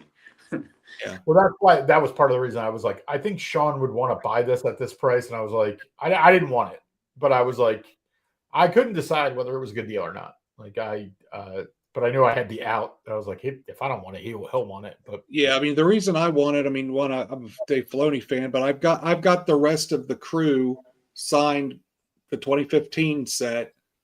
Got one of each of the crew signed, and I just I've gotten those at shows. Obviously, Filoni doesn't do shows and stuff, so it's hard. I'm not going to. That wouldn't exactly fit that collection because that wouldn't, but it would be as close as I'm going to get. So, I mean, listen, things. And that's a tough card. Now, I did send Dave Filoni I sent him that same Chopper card. I sent a letter to Lucasfilm, and maybe one of these days I come home from work and it's in my mailbox that he's signed it and sent it back to me. Who knows? That stuff does happen. They do respond to fan mail sometimes. So, I mean, there's whole Facebook communities of mail out signatures and autographs and stuff. What Padawan's not understanding though, there's only 5 of the one that's on the Chopper. There's 7. And not all of the ones are on the same cards either. Right. Yeah. Is that a checklist someplace? So the checklist says out of 5, out of 7, out of 23 or whatever, but not all of those are on the same cards. Or like you, Dan, you and I know that if one might be on a fucking foil, like we don't know because you and I collect the archive stuff, and some of them are on foil, some of them aren't, and stuff like that. Oh, that's a good. I never thought of that. I assumed that they did 5 of each. No. No. But like I think like so the checklist says how many variations there are. How many? I do think they use the same card for that variation. They may screw up like you guys are talking about. Is like they may because it's not numbered like with the foil. It's like they were just like get us card number 62, and we'll sign 23 of them. Huh. Some were foil and some weren't. That had not crossed my mind. That's the problem. You want the foil one if there's a foil. That's what I'm saying because Dan and I both know that we've sent back. I sent back the one that you're looking for that Wookiee stamp. Imagine there was a topper that was a foil like the. I know. I don't know that. All right, now I got show and tell. I'll be back. Because but that's what I'm saying because he each collects. So we each collect a different Ezra from that archives. I bought one of the ones that he collects, but I kept sending it back because I bought 2 different ones because it wasn't on a foil. And then he was like, "Oh, those are the same ones that I've bought," and sent them back because they weren't on a foil. Because like I have 3 of one that they're all on foils, and some of the other ones are on foils. So if they're on foil, then I want them, But if they're not, then I just don't, I just again I get what you're saying, Sean, and like this is why it's such a cool set, but I think it's interesting for me to like again point to Sam and be like, this is what I'm talking about, right? Like it's like you're like we're agreeing, but it's like you're just not agreeing on the card because you're like, but that's Filoni's auto, and I'm like, this is a fucking Mando rookie, right? Like it's just like again, who collects what? I don't think I'm not saying you're nuts or for taking the approach you're taking or anything like that. I'm going with more of the I'm hedging my bets and saying, I'd rather have the opportunity to sell to 1,000 people than to sell to 12 people. Because maybe those 12 people aren't around 10 years from now. Maybe something happens. I understand what you're saying. I don't think that's. Listen, it comes down to everything is about what you buy it at and what you get. Like, if you're trying, like, I'm not even trying to sell the Mando cards, right? Like, like as I think I've mentioned, is like Sean was agreed to buy one of them if I didn't want both of them, and I'm like, can't do it right now. He'll probably end up with it because I don't feel right about it. But like, let me put Dan back on stage. But like, I'm not trying to do anything. I'm really what I'm trying to do is like this card means something to me, and in the future I won't pay the money. Is really what it comes down to. It's like if like I think a lot of that is like with this Filoni card we're talking about. In the future, it would be like, man, I wish I bought it for $1,500 because I don't want to pay $8,000, right? Like, or he might get to the point where he starts showing up at a convention twice a year, and then that card won't be as valuable. I mean, I think this card will. You're right. Like if we've seen it with Hamill, right? Like you sign, and eventually it brings it down. But that's what I was gonna say is like there are unique ways to get autos. So you're telling me 1 of 6, 3 of 6, 4 of 6, 5 of 6. The first 3 are foils. This one's not. So you're telling me this card only has 1/6 on the checklist? Yes. Yeah. So you think there's not 12 of those? There's not 12 of these. No. There's not 6 foil and 6 regular. Really? Yeah. And if there's a /23, it's a different card. Yeah. That's what we're saying. Is like that's one of the questions we're asking is like, is there an Ezra like interesting character card? Like, is the out of 5 character like because I think most of card, it's because Dan, when you and I were talking, and you were like, I was like, hey, I sent one of those back. I was telling you so you'd go buy it because you wanted all 6 of them. I didn't. Yeah, because I sent one back. So I probably sent one of these back that I didn't have. Son of a bitch. Yeah, you did. Well, I got 1, 3, 4, and 5 out of 6. Again, you should go buy the other ones that aren't foil to complete that. That's what I've been trying to tell and get through to you this whole time. I like this is why set collecting to me is like I am so glad I don't have that disease. I don't really care. I happened to buy though. Like that wasn't a purposeful thing. I was just like, hey, that's cool. I want some of these foil autograph cards, and one guy had 3, so I'm like, all right, I'll take them. And I paid like $30 a piece or something. Also got, I like this card. The Zeb one. Yeah, that one's cool. Zeb Auto. Oh, there you go. That one's Zeb cool. Auto. Now that one's awesome. Yeah, that is a 5 of 7. Yeah. And then when you have an Inquisitor, yeah, those are like 6 of 6. To me, those are probably the best Rebels cards there are. Right? Like that's to me, in my opinion, is like they those are the most valuable Rebels cards. Super cool. Yeah, and just you're just not like yes, but this is one that I got done. Yeah, nice. Yeah. I mean, it's not that it's not cool. It's like we've talked about like provenance, right? Like the idea of and they're not foils. Yeah, I mean, I'm not like I'm trying to like. Yeah, but I'm just showing them to say this is why I want the Filoni. I've got the whole crew. I don't have Chopper.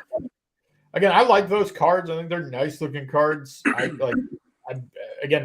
Sean saying they're not foil. It's like, of course they're not foil because like we don't even know how many.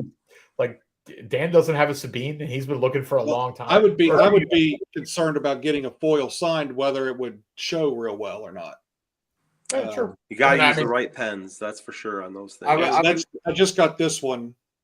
I would never recommend screwing up a foil because I'm pretty sure the foils are. I don't know. Talking about it. The foils are fucking impossible to find. If anyone out there is number one, I've been collecting those. Has any of those? Like I was working on that foil set before this group even hit that stuff. So before people started buying everything, I had half a set, and I still couldn't find any character cards. Yeah, there's a line from the Godfather. It's like I've forsaken all my Rebel collecting in Sean. It's like I can't even collect because it's an act of friendship, and I gave him all my best stuff, and it's like I can't even collect it because like you can't double back. Like I was able to acquire a Kanan, an Ezra, a Chopper, a Zeb, and an Inquisitor. I think the only one I couldn't get was Sabine. It was the only ghost. I have a confession to make. What's that? You guys remember about a year ago when there was a Kanan foil on ComC that somebody bought for like $25 or $40, something like that? Yeah, that was my card. I had no idea it was a foil when I bought it, Dick. You got it off of me. You got it off of me, and you got it dirt cheap. But I didn't know. I had no clue that it was a foil. It card. wasn't a foil. Oh. I sent it back and got a refund. Really? Yeah. That's even better. I was like, what the fuck? I was excited because that was the first one I ever been able to find. And then I was like, because it was like 20. I only had it at like $25 or something like that, right? I think it was like 40. Might have been 40. But I mean, I know like the group went berserk one night. Holy cow, this is on there again. And then I looked, I was like, oh shit, that's mine. Yeah, I bought it. I had no idea. I had no idea that I had, that it was, and that goes back to the colorblind thing and stuff. Like some of the times that stuff just, but there's because they're not numbered. If it was serial numbered, I'd see it. I've had an issue like they mess up just like anybody, and again, it happens. But wonder if it's in my. I don't think it's in my inventory. Let me look here real quick. I still have Mike. I still have yours that was mislabeled. Oh, the Ezra that I sent you. The Ezra that's marked the rainbow foil, but it's not in the pop report as a foil. Like I experienced a lot of that in sports cards where it was like running into them mislabeling variations. It really messes. The pop report is not accurate. Okay, out of any other set out there, Rebels is the one thing that we haven't been able to shake loose, like to where shit shows up. What needs to happen to where that shit shows up? It doesn't. I don't think it. Go ahead, Mike. No, I was just gonna say I think Rogue One is equally. We haven't shaken any of that. We've shaken about equal amount of Rogue One as we have. Oh, because you see Rogue. We You have see cases Rogue for- One boxes all the time. Yeah, there's boxes. No, not anymore. I cases. mean, it was like there were 5 sold in a year, and then there were 2 cases that came up, and they Yeah. were, and it was like they're gone. But no, I listen. You can buy a Rebels box right now. You cannot buy a Rogue One box. I'm talking about singles. Like again, Where can you buy a Rebels box at? I haven't seen one. Wowzers. Well, the Wowzers has the blasters, but not. Yeah, but there's not. Is there any retails. difference? Like is there anything in retails that's not like I've heard that there's sketches, but I don't know if that's I've never All seen the it on packs, the box. I believe all the packs are the same. The retail gravity feeds and the blasters and everything. So it's a time. There's another thing that I collect from that same period, but that stuff that only hit retail doesn't exist. I know. Right? Why? I mean, like that. That's not going to shake loose because it doesn't exist. I mean, I'm sure it's someplace, but it's not like somebody ordered cases of retail, right? I mean, it went to Walmart and Target. Did it get burned then? Did it go back to Tops and eventually get burned? I'm sure it's someplace, but I mean, Rebels to me, I think that I would love the story because I really think it was some sort of like obligation of Tops where they're like, we have the show coming out, you have to make cards, and they're like, all right, we're going to make the absolute minimum we can make, and that was what they did. That's why they didn't make Hobby. It was like they were like, this isn't going to sell. I think they knew that from the first 2 Clone Wars, right? At that point, none of that stuff had sold, and they had to send it all overseas. They were like, screw this, we're not going to make Hobby anymore. So Dan, you've been to how many? Like you've been to all the shows. You've scoured for all these Rebels things for how many years now? I mean, yeah. I mean, I've on and off for several years, right?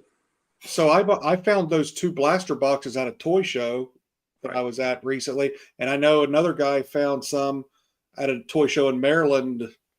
Yeah, a couple months ago. That's where you're going to find it, right? You're going to find it at pop culture, toy shows, comic store, toy shows, or like I mean that's where you're going to find it. Kind of anything. Yeah, but you were only showing up a couple boxes here and there. Like it's not like, and they're the blasters. They're not even the fucking retail box. Yeah. Listen, I think it's a great mystery. The biggest reason why it's a mystery is like the idea that like that I've seen more gold Cassians than I have Sabine foils. So like that's weird, right? Well, I mean, one Sabine foil, right? Sean's got the only one that we know of. No, I know of 2. There's more. I know, 2 others. I know another guy who has one, and I know one that's the PSA 10. So we know 3 that exist. We don't know anybody else. Oh well, no, actually, I know another guy who didn't sell me his set that has one. So I know 4. Yeah. So Dan, that Kanan was $47.50 is what it's sold sounds for about right. You bought it on eBay. You didn't buy ComC auction or put it on eBay. Yeah, I bought it on eBay because I bought it instantly, and Popcorn was dicking around with it, and he's like, "Oh, somebody bought it out from under me." Yeah, and I went and looked, and I was like, "Oh shit, that was mine." Because all of a sudden I get an email saying I sold a card on from ComC, and I'm looking, I'm like, all of a sudden I felt like it didn't end up back in my inventory or anything. I don't know what ComC must have done with it when you sent it back. Probably because of their error, right? They probably ate it because it was their error. Yeah. Right. I mean, I didn't. So I don't feel as bad. Then that's good because I've actually, in all seriousness, I've kind of like held that in for a year because I didn't want to look like a jackass. And that was November 8th of 2023 is when that. At least you found out it wasn't a foil, man. I mean, that's right. That's what I'm saying. Now that I know it wasn't a foil, I don't really feel so bad because the whole time here I'm thinking, holy crap, I didn't know I had that at all. Yeah. And and the only place that I would have gotten that was at that time I was buying some packs off of Popcorn and his Whatnot breaks. And, so that's where I would have gotten it from. I would have, him or AZ or somebody I would have bought into a break and gotten some cards sent to me. They totally would have told you. That's kind of what I thought too, but I thought, I bought the market. I bought a PSA 8 Kanan foil from AZ. He auctioned it off. I won it for $50. So like that was summer of 2023, maybe. Was it? Was it one? Yeah, it had to be last summer that I won that. It was like I was the only bidder. on that. Like it was before. Like I don't know. It was Well, kind they're not sought after. I mean, I've bought up the whole market, but like, I mean, Yeah. what's the most anybody's ever spent on one on record? You know? I mean, that might be it. This comment about like the most collectible sets are often initially rejected by the market. I think I believe that to be true. And I say that one of the things that makes things collectible is that they were attainable at one point. That you walked by them and just said no. Yeah. And then you're like, fuck, I could have had whatever it was, like a sealed Mike Tyson's Punch Out. You're like, I had one in my hand. Why didn't I just buy a second one? And like, I think there's an element to that like, and that's why I don't like collector sets. I don't like things that come out and they're like meant to be collected because they're, people buy them for them not to be scarce. And then over time, I don't know, they don't have a story, right? You buy a $8,000 Wembanyama box and pull a card. It's like, is that a cool story? Like, no, like, I don't know. That's just my opinion. I don't know. Again, to the Rebel stuff, like I think that's what makes the allure of collecting that, right? Like we don't know what happened to the boxes. You can't buy them. I always like hit that over and over again. It's like I want to buy the cards you can't buy, and like you can't go on eBay right now and buy most of the cards.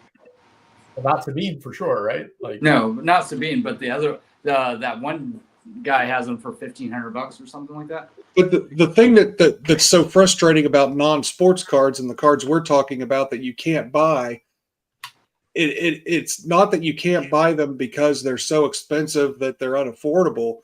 The reason you can't buy them is because they're sitting in somebody's shoebox with an inch of dust on a shelf or in someone's binder where they put a set together, in the coldest outreach of Canada, and you can't, and they just have been out of it for so long, you just don't.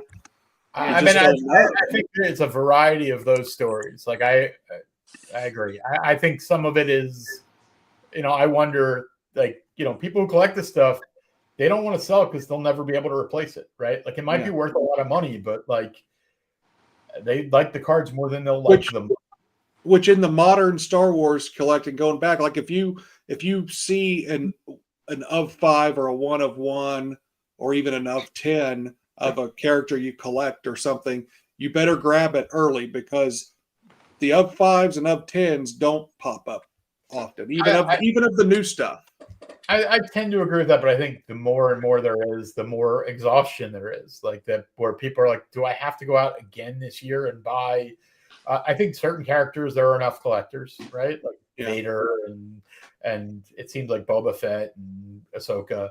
But other characters, people are just like, do I need another Jin or so? Like, he hasn't been anything in decades or whatever it is. Like, and I love Rogue One. I don't know. I think that I believed in that opinion a while ago. I think that Fanatics is making that less attractive to people.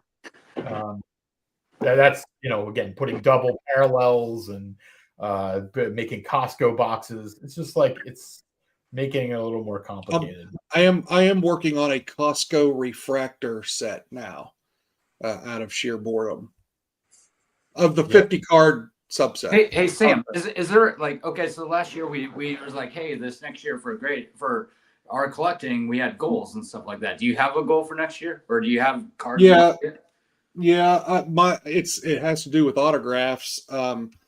So there's 12 cards for Throwback Thursday from the Ahsoka show that look like the 86 Topps baseball. Yeah.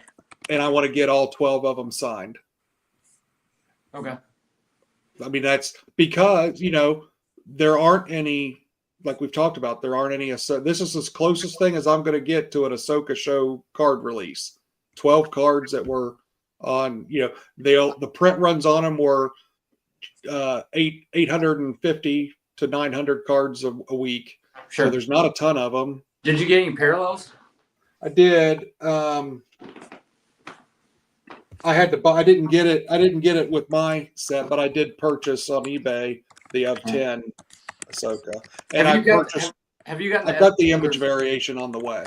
Have you gotten the Ezra or the Sabine yet, or no? That set's coming out. I should have that set Friday.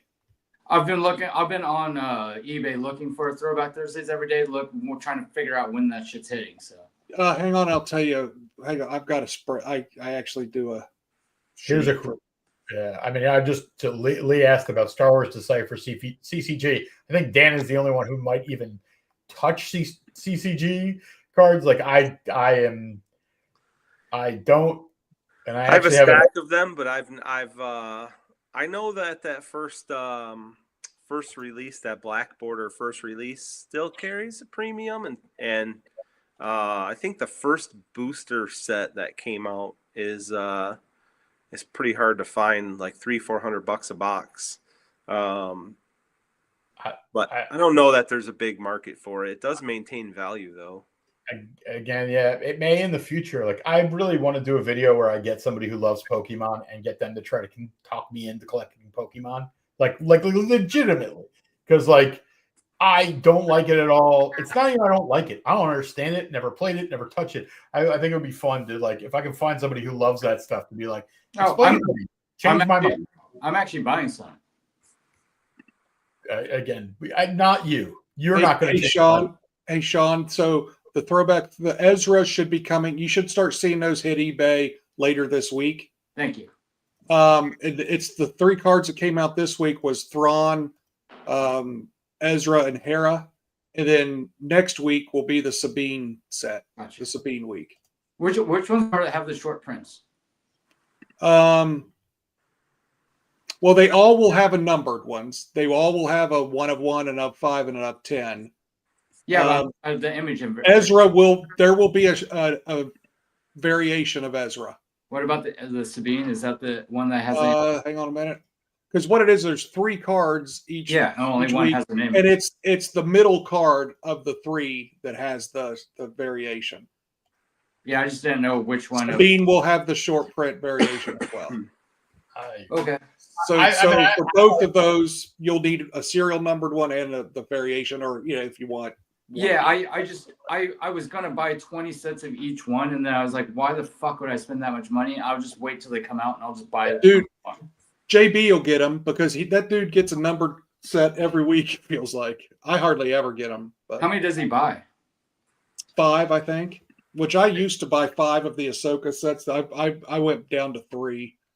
I was literally going to buy 20 sets of each one of the Ezra and the Sabine, and I was like, I can use the same amount of money and just buy the short print variations. And I mean, you might pay a little bit more for it, but you can't really. So the print run the short print variation, it's 1 in 20 cards. So for every 20 of the regular release, so if they did 850 divided by 20, there's less than 50 of those photo variants of Ezra and Sabine. Plenty, because that's more collectors than there are. Those image variations will be $150 in that range. I doubt that. They will for maybe not for Ezra, but for Sabine it will. Sabine, be. They will be for sure. Sabine, I can see. Nobody collects Ezra. Like Ezra, you might get $75-80, but I watch these cards every week, and if you want to make sure you get them, and if you're collecting them, I would buy the first one you see and then not worry about it. I'll wait a year. Well, if you wait a year, they'll end up in someone's pile because they're not going to be worth anything and no one's going to care. Yeah, that stuff I could live without. I just was like, hey, if the 1 of 1 should pop, then I'll just bet on that instead of spending 20 sets for buying 20 sets. You know what I'm saying? I mean, I can throw out a 1 of 1, or I can throw out something like that. I don't know. Where's the checklist for the archives 2018? I don't. You got to go to Jeff's checklist. Yeah. Jeff's checklist. Yeah. I'll try to post it if I can. Good old Jeff. Jeff's checklist. And it's a mess. It's not even a great checklist. So it's just some dude that made it. Yeah, but he does he's good. Yeah, I mean, it was you wish he still did it. Is kind of the way I would put it. Is like it looks like it's a website from whatever, from 1999, but like I can't find the exact thing. I'll ask you guys how much longer you guys want to go because I'm willing to keep going. I just I might have to take Albert down. I need to go shortly because I do have to work in the morning. So Yeah, same. I was just thinking about hanging up actually. Yeah. Albert is over here humping the world, so I'm good for a couple of minutes. But yeah, I put the list in here. I don't know where to find the exact Star Wars archives, but yeah, he has the list where even in his list he says this is what we know. You know what I mean? Like, oh, that's the NS list guy. Okay. Yeah, like I can't find the. Well, and some of them were released, like that Chopper one, Filoni one, wasn't in. You can't buy a box of 2018 archives and hope to get that. It wasn't released in like Masterworks the next year or something like that. It wasn't Masterworks. It was released in 2020, 2019 or 2020. Here's the actual list. There was it was a shit box that like yeah they were because that one that post that you saw was someone being like, I had no idea this was even a thing. And so in other words, Filoni didn't get the cards back to them till late, and they didn't make it in where they were supposed. At least they shoved them in something. They shoved them something, but it makes it weird because like you have to like. It's in the Card Trader physical.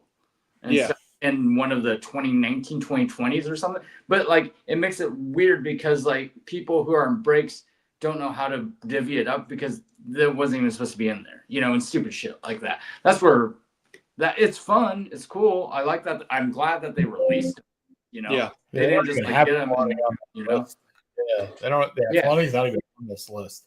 No, because he only does the ones from 2018 that are released in 2018. You know what I'm saying? No, gotcha. That 2015 one. Or but whatever. Yeah. That was the 2015 one that was released. Yeah, because when I first saw the card, I thought about taking a shot, buying a couple boxes of 2018 archives and taking a crack at it. And then I kept reading, and I was like, "Oh, it wasn't even in that." No, there's more in here that I hadn't read before. It says, for instance, Boyega and Ridley and other scarce signers have multiple different 101 cards. Yeah, I didn't know that. Like, yeah, so they, what is this number 2? Oh, okay.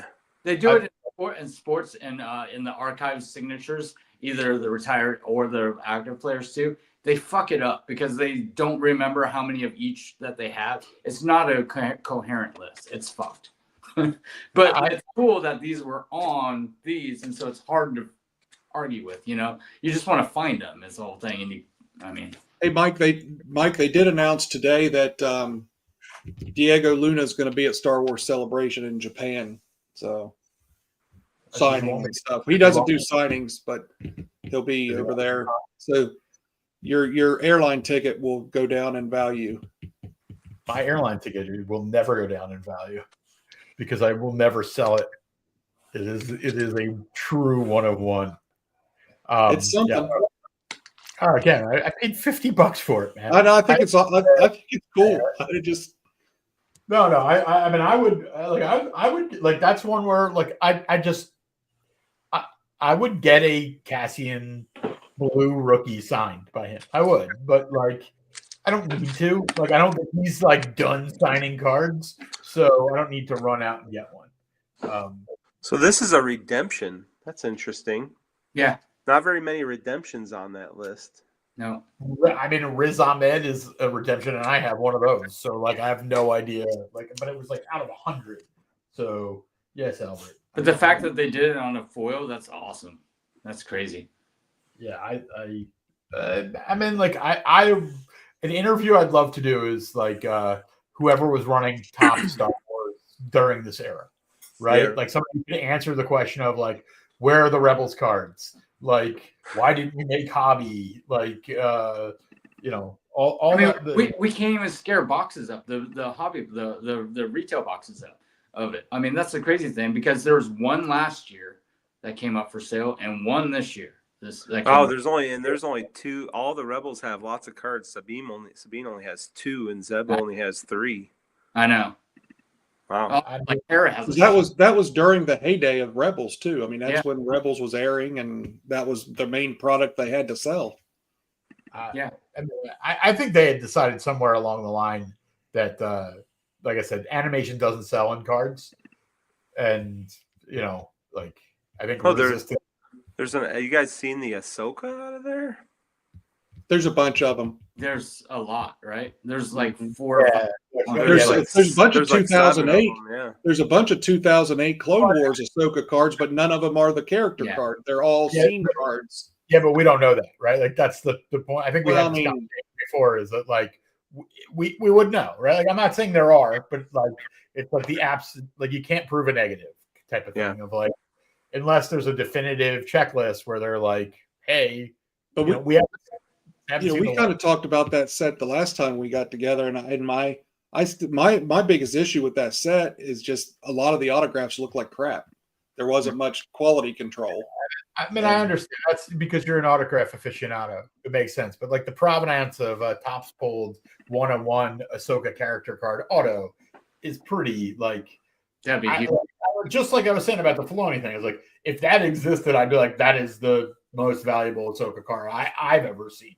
Doesn't mean like you would agree or everybody would agree. I just like for me, like as a person who likes the provenance of the original card and all that shit, like I mean I would I mean even if they were out of 10, man, I would love like a serial numbered out of 10, whatever the number is. I would love that card. I mean, I just like a lot of this stuff. 2018 Archives was huge. It was awesome. Yeah, I mean, that's cool. Like I said, though, it's just the quality, which isn't new with Topps, but the quality control just wasn't great. I mean, I think they literally mailed the stuff to the actors and they didn't give them pin. Like at least now, it's here. Use this pin. Here's the late. You get a little bit of. I like that consistency with them. Yeah, I like the thing about. Yeah, I was gonna say that they were $40 a box. Right, like that's the part that I think I'm gonna have to wrap it up. Albert looks like he's time to go. Go watch Skeleton Crew, everybody. It's good. I will. Well, I want to thank you guys for joining. It was a pleasure to talk shit with you. I hope everybody who watched it enjoyed. You'll get all my watch hours up on YouTube. YouTube will be like, yes, that's I have all these YouTube goals, but we're gonna do the gift exchange. So we got to get the. We're supposed to do that list tonight. We'll do another one. We'll do it different. Yeah, it's just probably easier to just get a list together and of whatever. I'll let somebody else can pull them this year because like I put my thumb on the scale last year and hit jackpot. So and Peter's not doing it this year. He's like, fuck this. He's like, I sent out a gray Cassian and got like 4 Harry Potter stickers back. Stick them out. But yeah, we'll figure it out. But again, well, thanks. It's not about what you get. It's about what you give. It's the season of giving. I don't even remember what I gave you. I remember what I got. But all right. Well, JB did pretty good. I mean, I'm not complaining. You did fine. I think that's when you sent me a lot of those Ahsokas from Book of Boba or from the. No. But it was supposed to be a $50 limit. Yeah. Right. Like it was. It wasn't meant to be like. That's like Peter, he's like, he went Michael Scott. He went Michael Scott on you and got you the iPhone. See you guys. Yeah. All right. Bye-bye. Good night, everybody. Night. See you. Let's see.